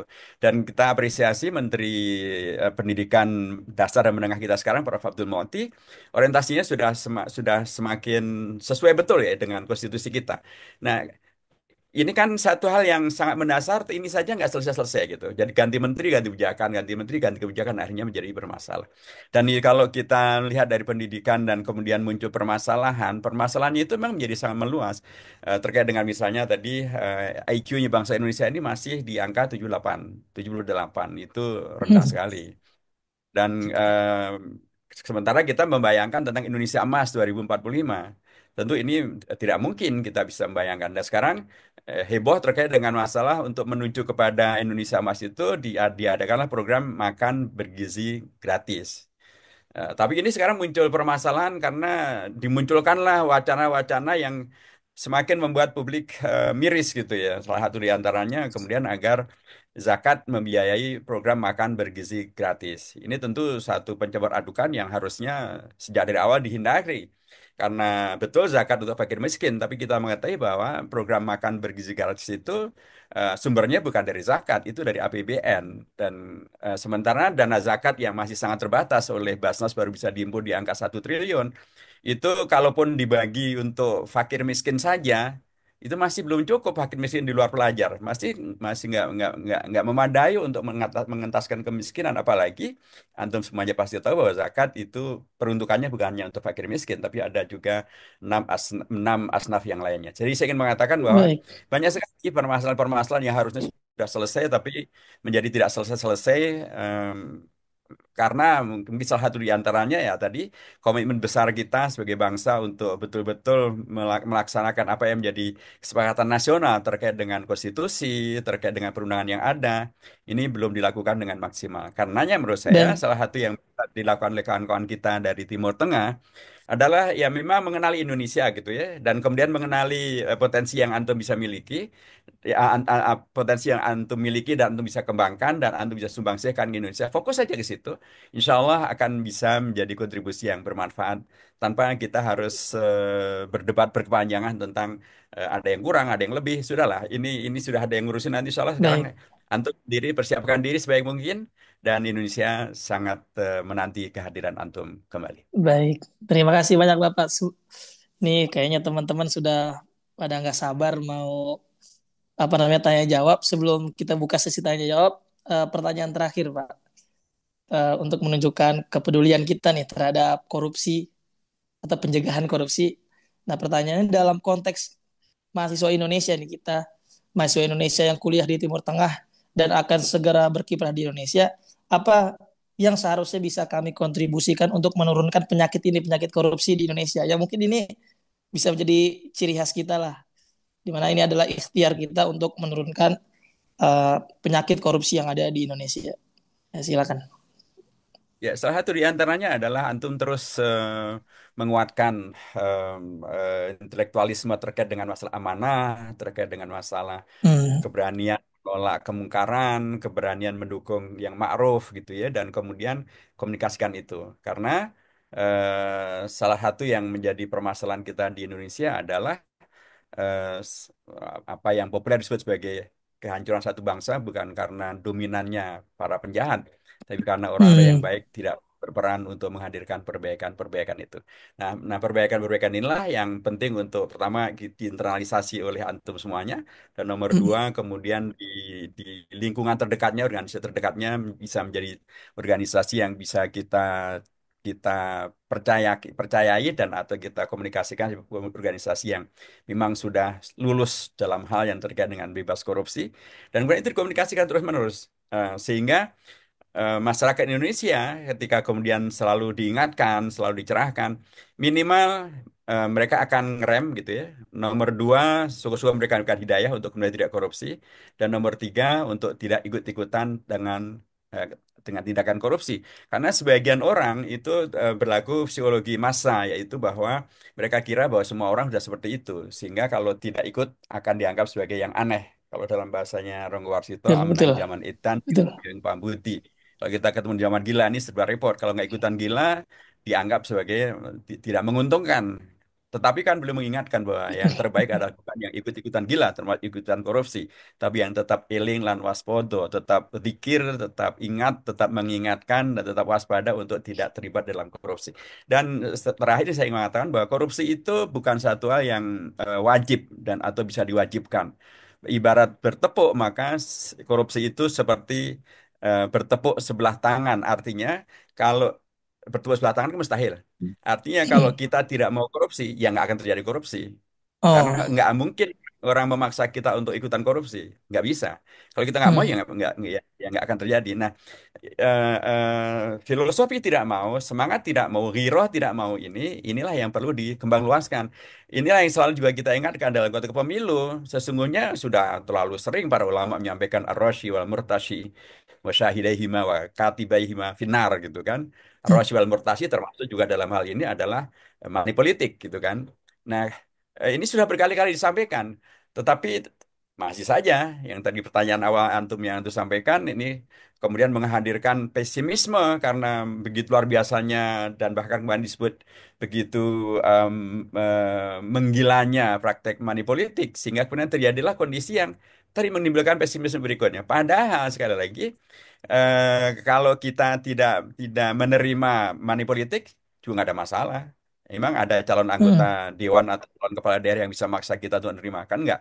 Kalau kita hmm, kewarasan itu kita tularkan dan saya yakin masih banyak sekali warga bangsa Indonesia yang tidak ikut-ikutan dengan korupsi. Nah, tidak ikut-ikutan menerima money politik. Nah, kalau ini menjadi mainstream, menjadi arus besar, maka dia akan menjadi sesuatu yang nanti akan mengkoreksi beragam hal. Seperti yang sekarang kita lihat misalnya apa yang dilakukan oleh para pejuang di Palestina, di Gaza, yang tadinya diperkirakan nggak mungkin bisa mengalahkan Israel, nggak mungkin bisa mengalahkan konspirasi, dan termasuk di Syria, seolah-olah Bashar Assad sudah menjadi sesuatu yang nggak mungkin bisa dikoreksi, tapi ternyata kan semuanya bisa dilakukan koreksi. Jadi terus kembangkan optimisme, terus kembangkan ghirah ke yang benar, terus kembangkan kepercayaan bahwa kita bisa menjadi bagian daripada solusi, termasuk solusi terhadap masalah korupsi.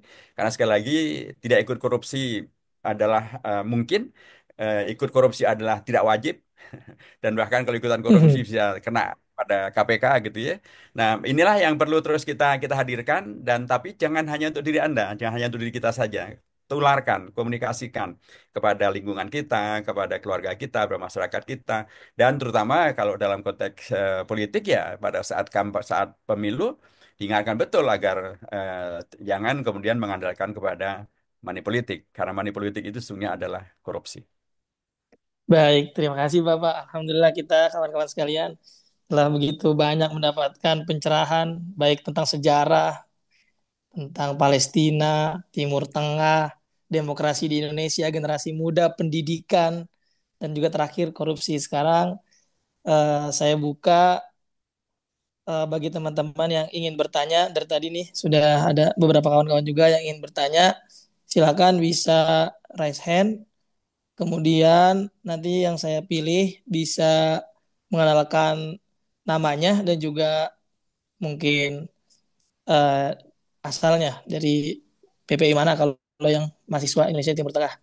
Silakan yang pertama itu ada uh, Selvani Neta Agista. Ya, silakan dibuka kameranya.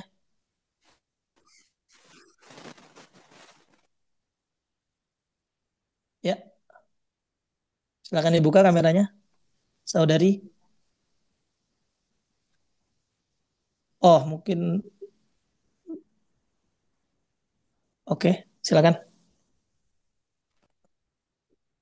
Mic-nya juga dinyalakan. Assalamualaikum warahmatullahi Waalaikumsalam warahmatullahi wabarakatuh. wabarakatuh. Suaranya kurang Kedengaran jelas, Pak? mungkin bisa diperjelas lagi. Oke, Bismillahirrahmanirrahim. Assalamualaikum warahmatullahi wabarakatuh. Waalaikumsalam warahmatullahi wabarakatuh.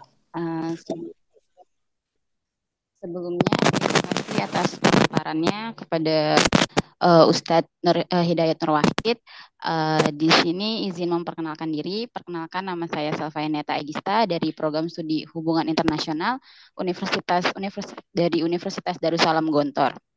Eh, Hmm. Sebelumnya izin bertanya bagaimana kita dapat membangun kolaborasi antara pemerintah, sektor swasta, dan masyarakat sipil dalam mencapai tujuan yang sama, yaitu untuk membangun Indonesia Emas pada tahun 2045, yang dimana kita sudah ketahui sering sekali adanya bentrok antara pemerintah dan masyarakat itu sendiri.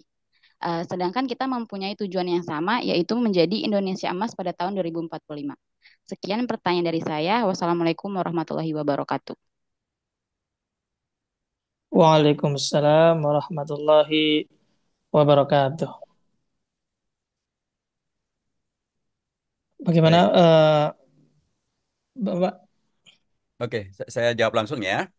Baik, Silakan, terima Pak. kasih untuk pertanyaannya tentang kolaborasi antar seluruh pihak ya dalam rangka berkontribusi menghadirkan Indonesia Emas karena kadang ada bentrok ya, padahal tujuannya adalah sama.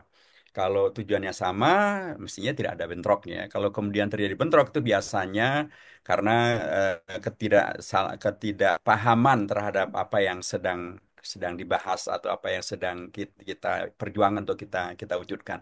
Disitulah sesungguhnya pentingnya makna daripada bermusyawarah satu pihak. Juga pentingnya kehadiran daripada tokoh yang memang eh, betul-betul memahami masalah dan bisa menjadi solusi.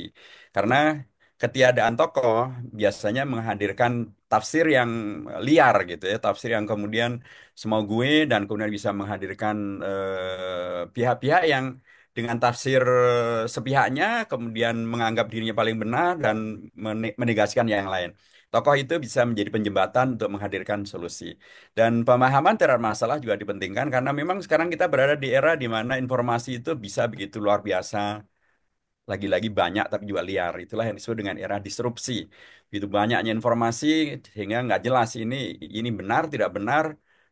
Kemudian masyarakat pun sudah terprovokasi dengan informasi yang dikembangkan sekalipun itu adalah hoax dan terjadilah konflik. Maka pemahaman masalah menjadi amat sangat dipentingkan dan adanya tokoh yang mengerti masalah dipercaya oleh semua pihak menjadi mediator menjadi sangat dipentingkan. Disitulah ungkapan eh, di atas dan untuk semua golongan itu menjadi semakin semakin bermakna ketika kemudian kita bisa berada di beragam lini, kita sekali bisa mendekatkan banyak lini untuk kemudian memahami masalah, untuk kemudian kita bisa maju ke depan menyelesaikan permasalahan yang ada. Mungkin salah satu di antara contoh tentang bagaimana kemudian informasi ini bisa menghadirkan eh, carut marut gitu ya, tapi kemudian juga menghadirkan masalah. Ini yang sekarang terakhir lagi rame di Jakarta, di Tangerang khususnya terkait dengan pagar bambu 30 kilometer lebih yang memagari pesisir ataupun kawasan laut di Tangerang itu. Informasinya kan seolah-olah ini sudah menjadi bagian daripada proyek proyek strategis nasional PIK 2. Padahal ternyata tidak begitu. Informasinya seolah-olah ini dibangun nelayan. Ternyata para nelayan justru yang paling sangat dirugikan. Memang nelayan punya duit banyak sehingga bisa membangun pagar 30 kilometer untuk kehidupan sehari-hari aja mereka susah. Untuk mereka membeli solar untuk berlayar saja susah. Tapi kok kemudian diartikan ini adalah swadaya para nelayan. Jadi informasi-informasi yang kacau ini alhamdulillah kemarin sudah bisa bisa diterobos gitu ya. Anggota dewan kita juga melakukan sidak dan juga para aktivis juga melakukan koreksi dan kemudian ini sampai kepada Pak Presiden Pak Prabowo tegas memerintahkan di untuk dihentikan dan untuk kemudian dicabut dan tadi pagi TNI Angkatan Laut melaksanakan perintah Presiden untuk kemudian mencabut. Jadi saya ingin mengatakan bahwa memang tidak bisa dihindari di era keterbukaan informasi ini. Informasi bisa mempengaruhi, merubah dan komitmen bersama untuk menuju Indonesia emas sering kemudian terkotori oleh disinformasi atau informasi yang kemudian Hmm. terdisrupsi tadi itu. Nah, karenanya sekali lagi menurut saya sangat dipentingkan adanya tokoh yang bisa menjelaskan dan kemudian adanya kemampuan untuk memahami masalah secara lebih lebih tepat lagi, dan terakhir tentu ya, tidak mungkin semuanya akan bisa kita sepakati, tetapi kita penting untuk memahami tentang apakah itu terkait dengan aulawiyan, mana yang lebih utama kita dahulukan, mana yang maslahatnya lebih besar, mana yang madorotnya lebih kecil. Nah, prinsip-prinsip yang kita pelajari di pesantren, di kampus syariah kita, prinsip-prinsip tentang fikih, kaidah-kaidah fikhiyah, kaidah-kaidah usuliyah itu sesungguhnya sangat-sangat luar biasa bermanfaat, bekal yang sangat penting untuk menjadi bagian dari solusi terhadap permasalahan yang ada. Demikian, terima kasih. Baik, terima kasih. Alhamdulillah, sekarang kita beranjak ke penanya berikutnya. Ada Saudara Muhammad Farhan. Silakan, Saudara Muhammad Farhan. Dibuka mic-nya. Baik, terima kasih. Suara saya terdengar jelas ya, Pak Moderator? Terdengar jelas. Silakan memperkenalkan diri dulu. Siap. Bismillahirrahmanirrahim. Assalamualaikum warahmatullahi wabarakatuh. Waalaikumsalam. Sebelumnya perkenalkan, nama saya Muhammad Farhan dari PPI Maroko. Juga di saat yang sama, saat ini saya bersama dengan teman-teman panitia di subpusat kajian di PPID Kantim Tengka. Pertanyaan yang masih menjadi suatu kerancuan di dalam benak saya itu yang mana tadi sempat disenggol oleh Pak Hidayat Nur Wahid, yang mana sudah dijelaskan tadi oleh Pak Hidayat Nur Wahid terkait dengan peran ataupun posisi Indonesia dalam perdamaian yang ada, baik itu di Timur Tengah maupun di negara lainnya, baik di luar negeri manapun itu. Nah, yang dimana Indonesia sebagai agen perdamaian itu sebagaimana yang telah disebutkan dalam sila Pancasila maupun alinea pembukaan UUD sebagai agen perdamaian yang dapat mendamaikan antara kedua belah pihak yang sedang berkonflik. Yang mana saat ini kita dapat melihat banyak negara-negara yang mungkin Timur Tengah maupun negara lainnya yang sedang terjebak dalam keadaan konflik seperti contohnya Palestina dan juga Israel yang alhamdulillah saat ini sudah mulai adanya gencatan senjata. Namun ada beberapa negara juga yang mungkin masih terjalin konflik antara satu negara dengan negara lainnya. Nah, mungkin pertanyaan saya di sini bagaimana posisi ataupun peran Indonesia sebagai agen perdamaian dalam sebuah konflik ini, karena terkadang ketika Indonesia menjadi agen dalam sebuah perdamaian salah ataupun ketika salah mengambil langkah, bisa saja langkah yang diambil itu dapat berdampak negatif kepada masyarakat Indonesia itu tersendiri, dalam artian menjadi bumerang tersendiri bagi Indonesia ketika mengambil langkah yang salah dalam agen perdamaian tersebut. Nah, di sini saya ingin bertanyakan kepada Pak Hidayat Nur Wahid sebagai pemateri kita pada hari ini, bagaimanakah sikap ataupun langkah prosedur terbaik yang akan diambil oleh Indonesia sebagai agen perdamaian dalam konflik yang terus-menerus saat ini sedang terjadi antara kedua belah pihak ataupun kedua belah negara. Mungkin sekian, terima kasih banyak Pak Moderator dan juga Pak pemateri Pak Hidayat Nur Wahid. Baik. Baik, silakan. Baik, Ya. terima kasih Muhammad Farhan dari Maghrib ya, dari Maroko. Antum di Fas atau di Ribat atau di mana nih ya? Di Hijamnya atau di Kasar saya, Pak. Oke, insyaallah. Taif, pertanyaan yang sangat mendasarnya ya, dan itu mengingatkan kita pada pidato terbuka dari Presiden Prabowo di Kairo dalam pertemuan negara-negara DH beberapa minggu yang lalu. Beliau dengan tegas menyampaikan ini yang disampaikan bahwa pentingnya kita bisa menjadi bagian dari solusi terhadap permasalahan yang ada, menghadirkan perdamaian dengan ketika kita bisa menyelesaikan masalah-masalah internal yang ada di antara kita sendiri, persatuan, dan bahkan disebutkan kan kasus-kasus negara-negara yang terjebak dalam konflik. Jadi Indonesia dari dulu memang mengambil sikap yang disebut sebagai bebas aktif gitu ya, mendayung di antara dua karang gitu. Sekalipun kami juga sering mengingatkan bebas dan aktif itu jangan diartikan sebagai bebas dan aktif untuk tidak bebas dan tidak aktif gitu. Karena bebas dan aktif mestinya dan Indonesia ini adalah negara yang luar biasa mendapatkan kepercayaan ya. Dunia Timur Tengah percaya dengan Indonesia, Palestina percaya dengan Indonesia. Maka sewaktu itu saya juga pernah mengusulkan agar kalau salah satu di antara pintu besar terjadinya kemenangan perjuangan bangsa Palestina adalah persatuan bangsa Palestina, maka sangat baik kalau Indonesia yang dipercaya oleh pihak Fatah maupun pihak Hamas, pihak yang di Ramallah maupun pihak yang di Gaza, untuk mengundang kedua belah pihak datang ke Jakarta, dan apalagi sudah dimukadimai oleh Putin maupun juga oleh Xi Jinping ketika Presiden Putin maupun juga Xi Jinping Perdana Menteri China mengundang seluruh kelompok-kelompok perlawanan untuk datang ke Moskow dan datang ke Beijing, dan mereka semuanya datang dan mereka di Beijing menandatangani rekonsiliasi seluruh kelompok perjuangan itu, kelompok perlawanan tersebut. Nah, tetapi kan kita mengetahui bahwa realisasi daripada ini tidak tidak sepenuhnya sebaik seperti yang diharapkan.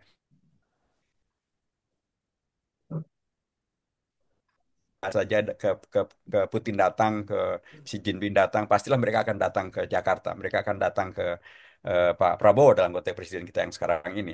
Dan saya berkeyakinan bahwa kalau Indonesia mengambil peran itu, maka perdamaian di internal warga Palestina bisa lebih cepat diwujudkan. Dan bila itu terjadi, maka apa yang diharapkan berikutnya agar antar bangsa yang berkonflik di Timur Tengah, apakah itu Sudan dan ada masalah Sudan, ada masalah Aljazair, ada masalah Maroko, ada masalah Yaman, ada itu juga akan Libya. kemudian menjadi masuk Libya itu juga bisa terselesaikan. Jadi apa yang perlu dilakukan di Indonesia? Ya Indonesia menurut saya perlu memaksimalkan potensi yang sudah dipercayakan kepada Indonesia, baik oleh negara-negara anggota OKI, Liga Arab, termasuk negara-negara PBB gitu ya, untuk berperan lebih kuat lagi, lebih maju lagi. Bahwa ada risiko, iyalah mana ada yang tidak ada risiko. Tapi dengan prinsip kita yang selalu mengedepankan permusyawaratan, perwakilan, prinsip kita yang mengedepankan tentang penerimaan yang baik dari semua pihak, prinsip kita yang kemudian memahami bahwa ya memang tidaklah semuanya bisa kita selesaikan seketika, tetapi dengan niat yang baik semuanya akan bisa kita carikan solusinya pada ujung akhirnya. Nah, ini saya kira yang dilakukan di Indonesia dan penting selalu kami mendukung orientasi ini begitu ya. Dan saya mohon didoakan juga agar orientasi ini semakin menguat gitu sehingga dengan demikian maka posisi Indonesia sebagai juru damai dunia akan bisa dilakukan. Dan itu memang memerlukan semakin kuatnya posisi Indonesia dalam konteks ekonomi, dalam konteks politik, dalam konteks militer, dan ya menurut saya Pak Presiden Prabowo mempunyai kapasitas ya untuk bisa melakukan peran-peran ini, dan apalagi beliau bisa berbicara dengan bahasa Inggris dengan sangat baik, bisa dengan bahasa Perancis dengan sangat baik, dan artinya beliau bisa berinteraksi dengan masyarakat dunia secara baik. Untuk bahasa Arabnya saya kira beliau tetap bisa juga. Alhamdulillah, innalillah, astagfirullah. Saya kira ya juga. Untuk yang lain-lain saya kira sekarang para diplomat di negara-negara Arab lebih suka pakai bahasa Inggris atau bahasa Perancis. Jadi itu tidak menjadi hambatan menurut saya. Jadi sekali lagi inilah kesempatan emas bagi Indonesia untuk membuktikan bahwa dia bisa merealisasikan kepercayaan masyarakat dunia pada Indonesia. Pemimpin kita dalam konteks ini Pak Prabowo mempunyai potensi untuk bisa melaksanakannya, dan kesempatan ini jangan dimubadirkan. Baik, baik. Mungkin ini ada pesanan dari panitia sampai jam 5:10 sesi tanya jawab kita masih ada sekitar waktu 5 menit lagi nih waktu Mekah. Ya, mungkin pertanyaan terakhir ya. Singkat saja nih dari saudari Nailah Kaula Nur. Ya, dari tadi silakan dibuka kameranya. Kemudian kemudian bisa menanyakan persoalannya. Dan sekaligus Bapak mungkin ini bisa dijawab nanti pertanyaannya sekaligus juga dengan closing statement. Karena ini kita juga di sini sudah jam 5:10, sudah barang tentu di Indonesia sudah lebih malam lagi. Ya silakan saudari siapa tadi? Naila ya. Dari masih terhubung. Ya saudara Naila Kaula silakan dibuka kameranya dan juga mic-nya. Kemudian memperkenalkan diri.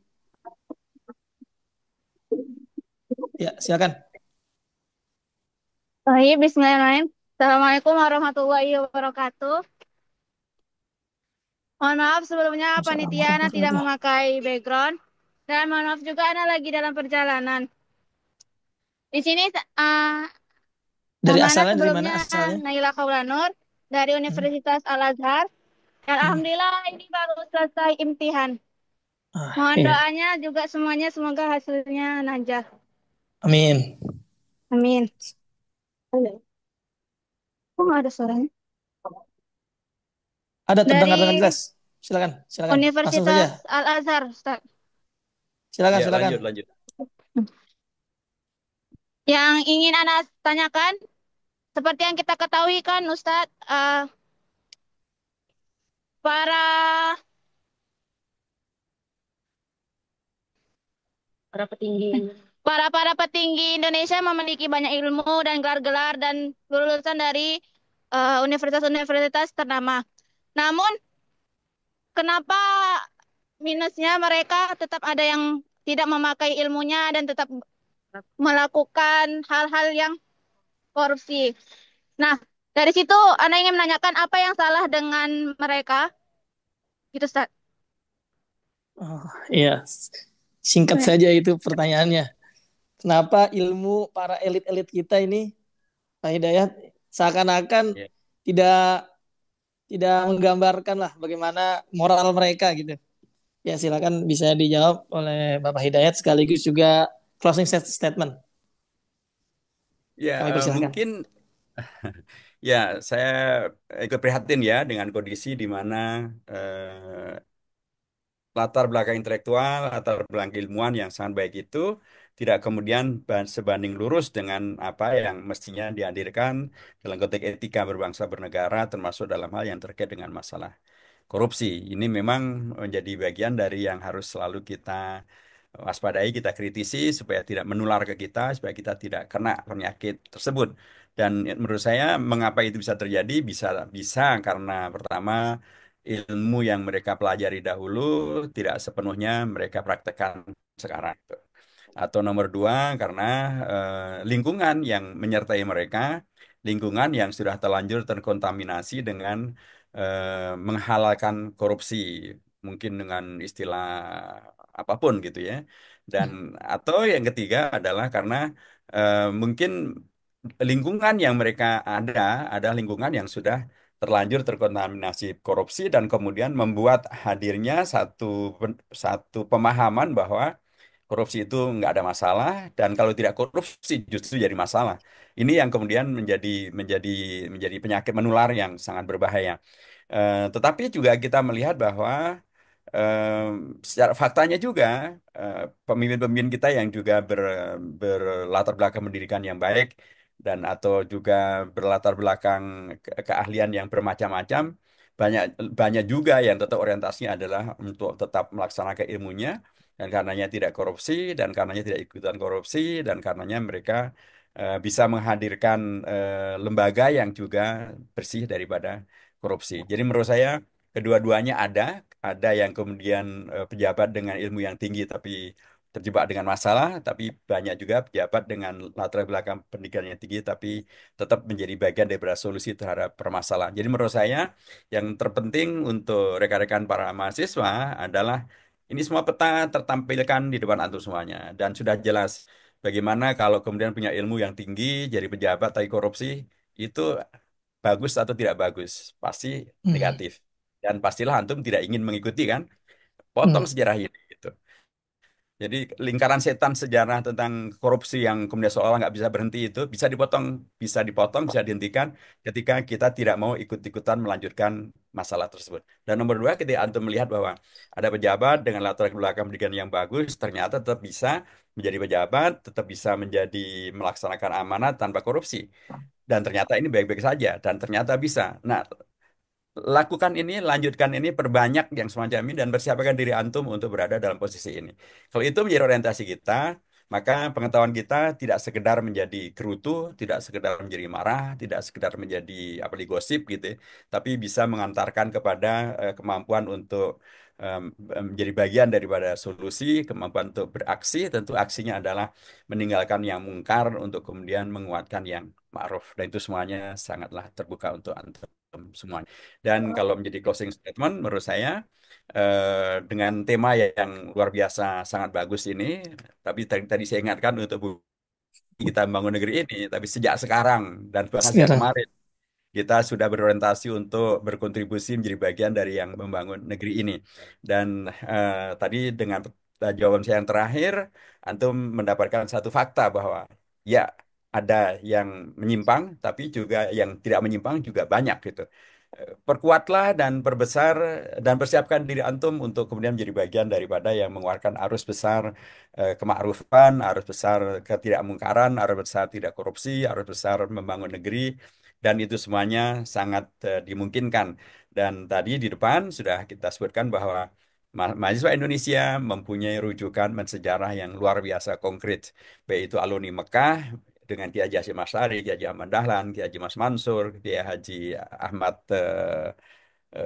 dari PUI gitu ya, termasuk juga Haji Agus Salim gitu ya. Kalau tamatan dari Mesir di situ ada Kiai Haji Kahar Mutakir, ada juga Prof. Roshidi dan lain sebagainya gitu. Mereka telah memberikan satu bukti bahwa bukan hanya Bung Hatta alumni dari Belanda yang berkiprah untuk Indonesia, tapi alumni dari Timur Tengah, para mahasiswanya juga berkiprah untuk Indonesia, dan antum bisa melanjutkan.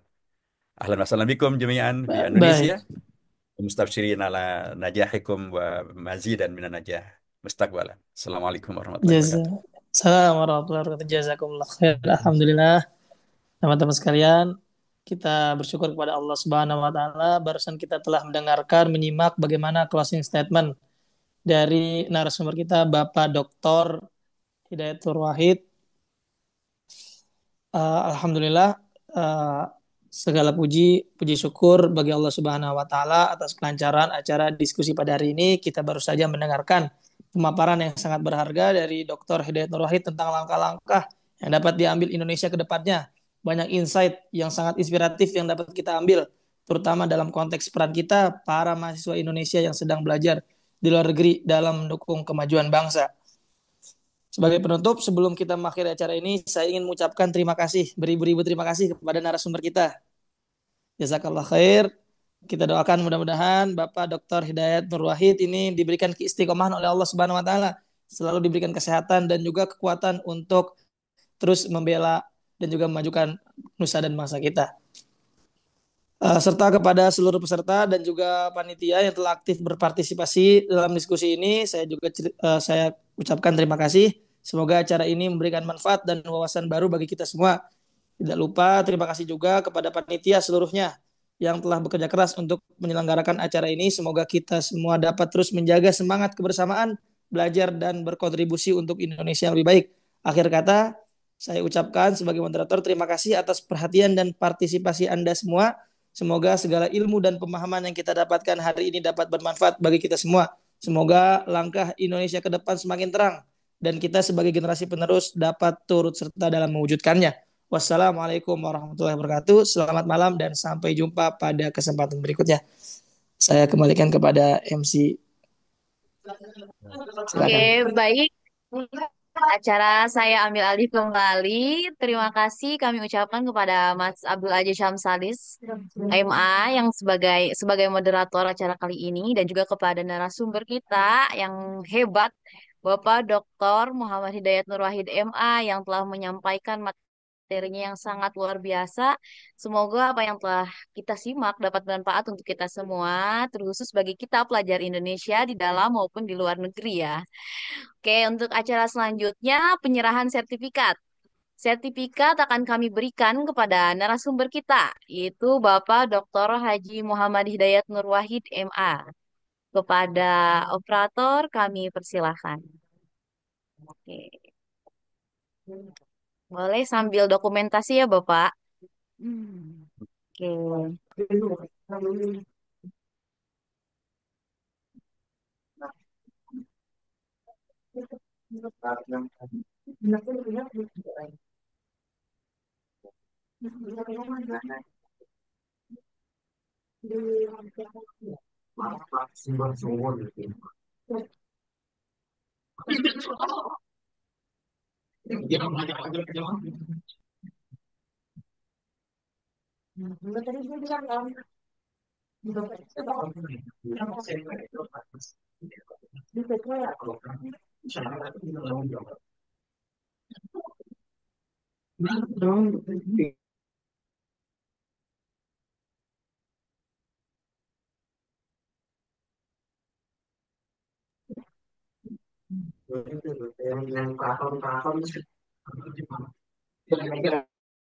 Oke, baik, Ois. Oke, terima kasih Bapak atas materinya yang sangat luar biasa. Kami ucapkan. Baik, sebelum ke acara selanjutnya, kita sesi dokumentasi terakhir ya. Untuk terakhir, mumpung masih pada, aduh, udah pada ini ya. Oke, kita dokumentasi terlebih dahulu ya. Oke, kepada operator, mohon untuk standby. Untuk hitungan, saya pandu. Oke, 1, 2, 3.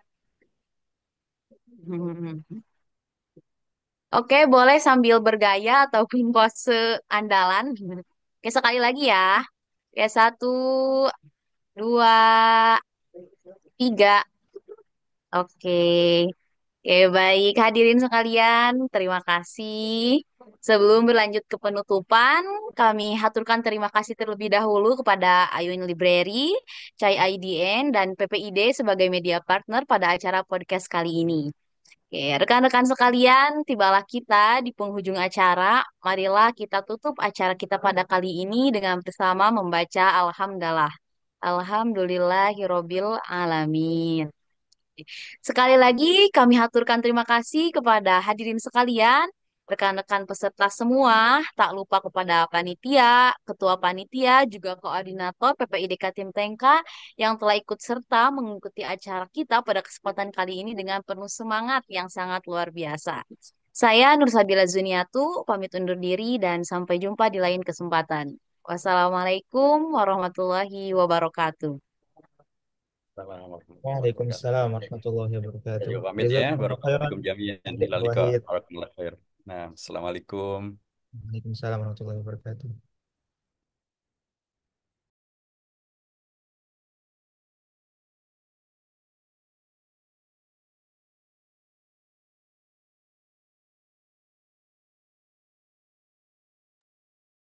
Alhamdulillah udah selesai guys.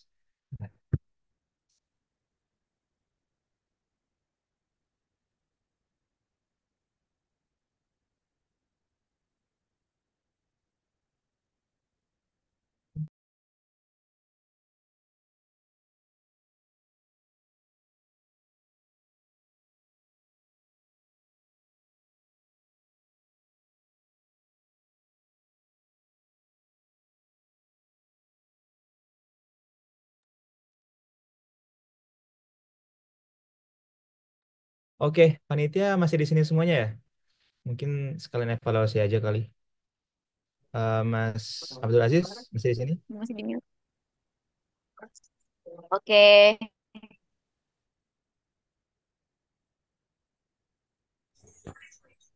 Udah bisa unmute sendiri ya guys. Oke, siap.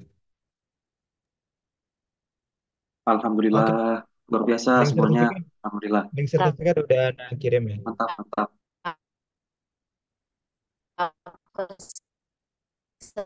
Keren banget. Oh iya, tadi sertifikat untuk Pak HNW-nya tertampilkan nggak di layar-layar antum? Tadi nggak nampil Kak. Nggak nampil kan?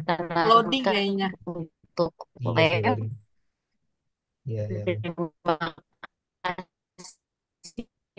Bentar, Anda ngirim link Google Form dulu aja ya. Mantap. Alhamdulillah. Alhamdulillah, keren banget sih. Aduh, terhura. Sudah Notulen, notulen. Sabar ya. Ini aku nyata cuman nggak terlalu banyak karena beliau juga cepet kan. Jadi agak. Tapi nggak apa-apa. Mau nggak? Kan Anda. Nih, Ya, aku kirimin kenapa ya. Kak? Oke, udah Enggak, keluar. notulen tadi.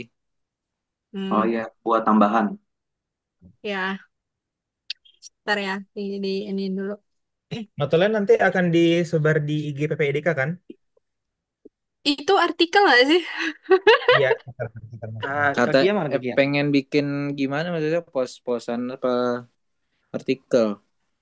Mungkin artikel singkat aja sih yang ya kira-kira dibaca anak muda lah. Kesimpulan aja nggak sih? Kayaknya untuk Pesan-pesannya. feeds-nya tuh, ya untuk feeds-nya kayaknya kalau misalnya ada quote yang bagus bisa dimasukkan dalam feeds Mm-mm. bersama dengan dokumentasinya juga, ya nggak sih? Tapi Iya, di saat yang sama buat Ya, jadi setuju, ya setuju. setuju di saat yang sama untuk di website itu ya untuk mengenai acara tambahan. ini itu untuk di website ya. Tapi untuk di feeds yang lebih lebih kreatif lah, jangan hanya dokumentasi. Oh Quotes-quotes yang iya, ini bagus masih dari record. Abdul Aziz, dari Ya, Bakia eh, mana ya, Bakia? Pak RW.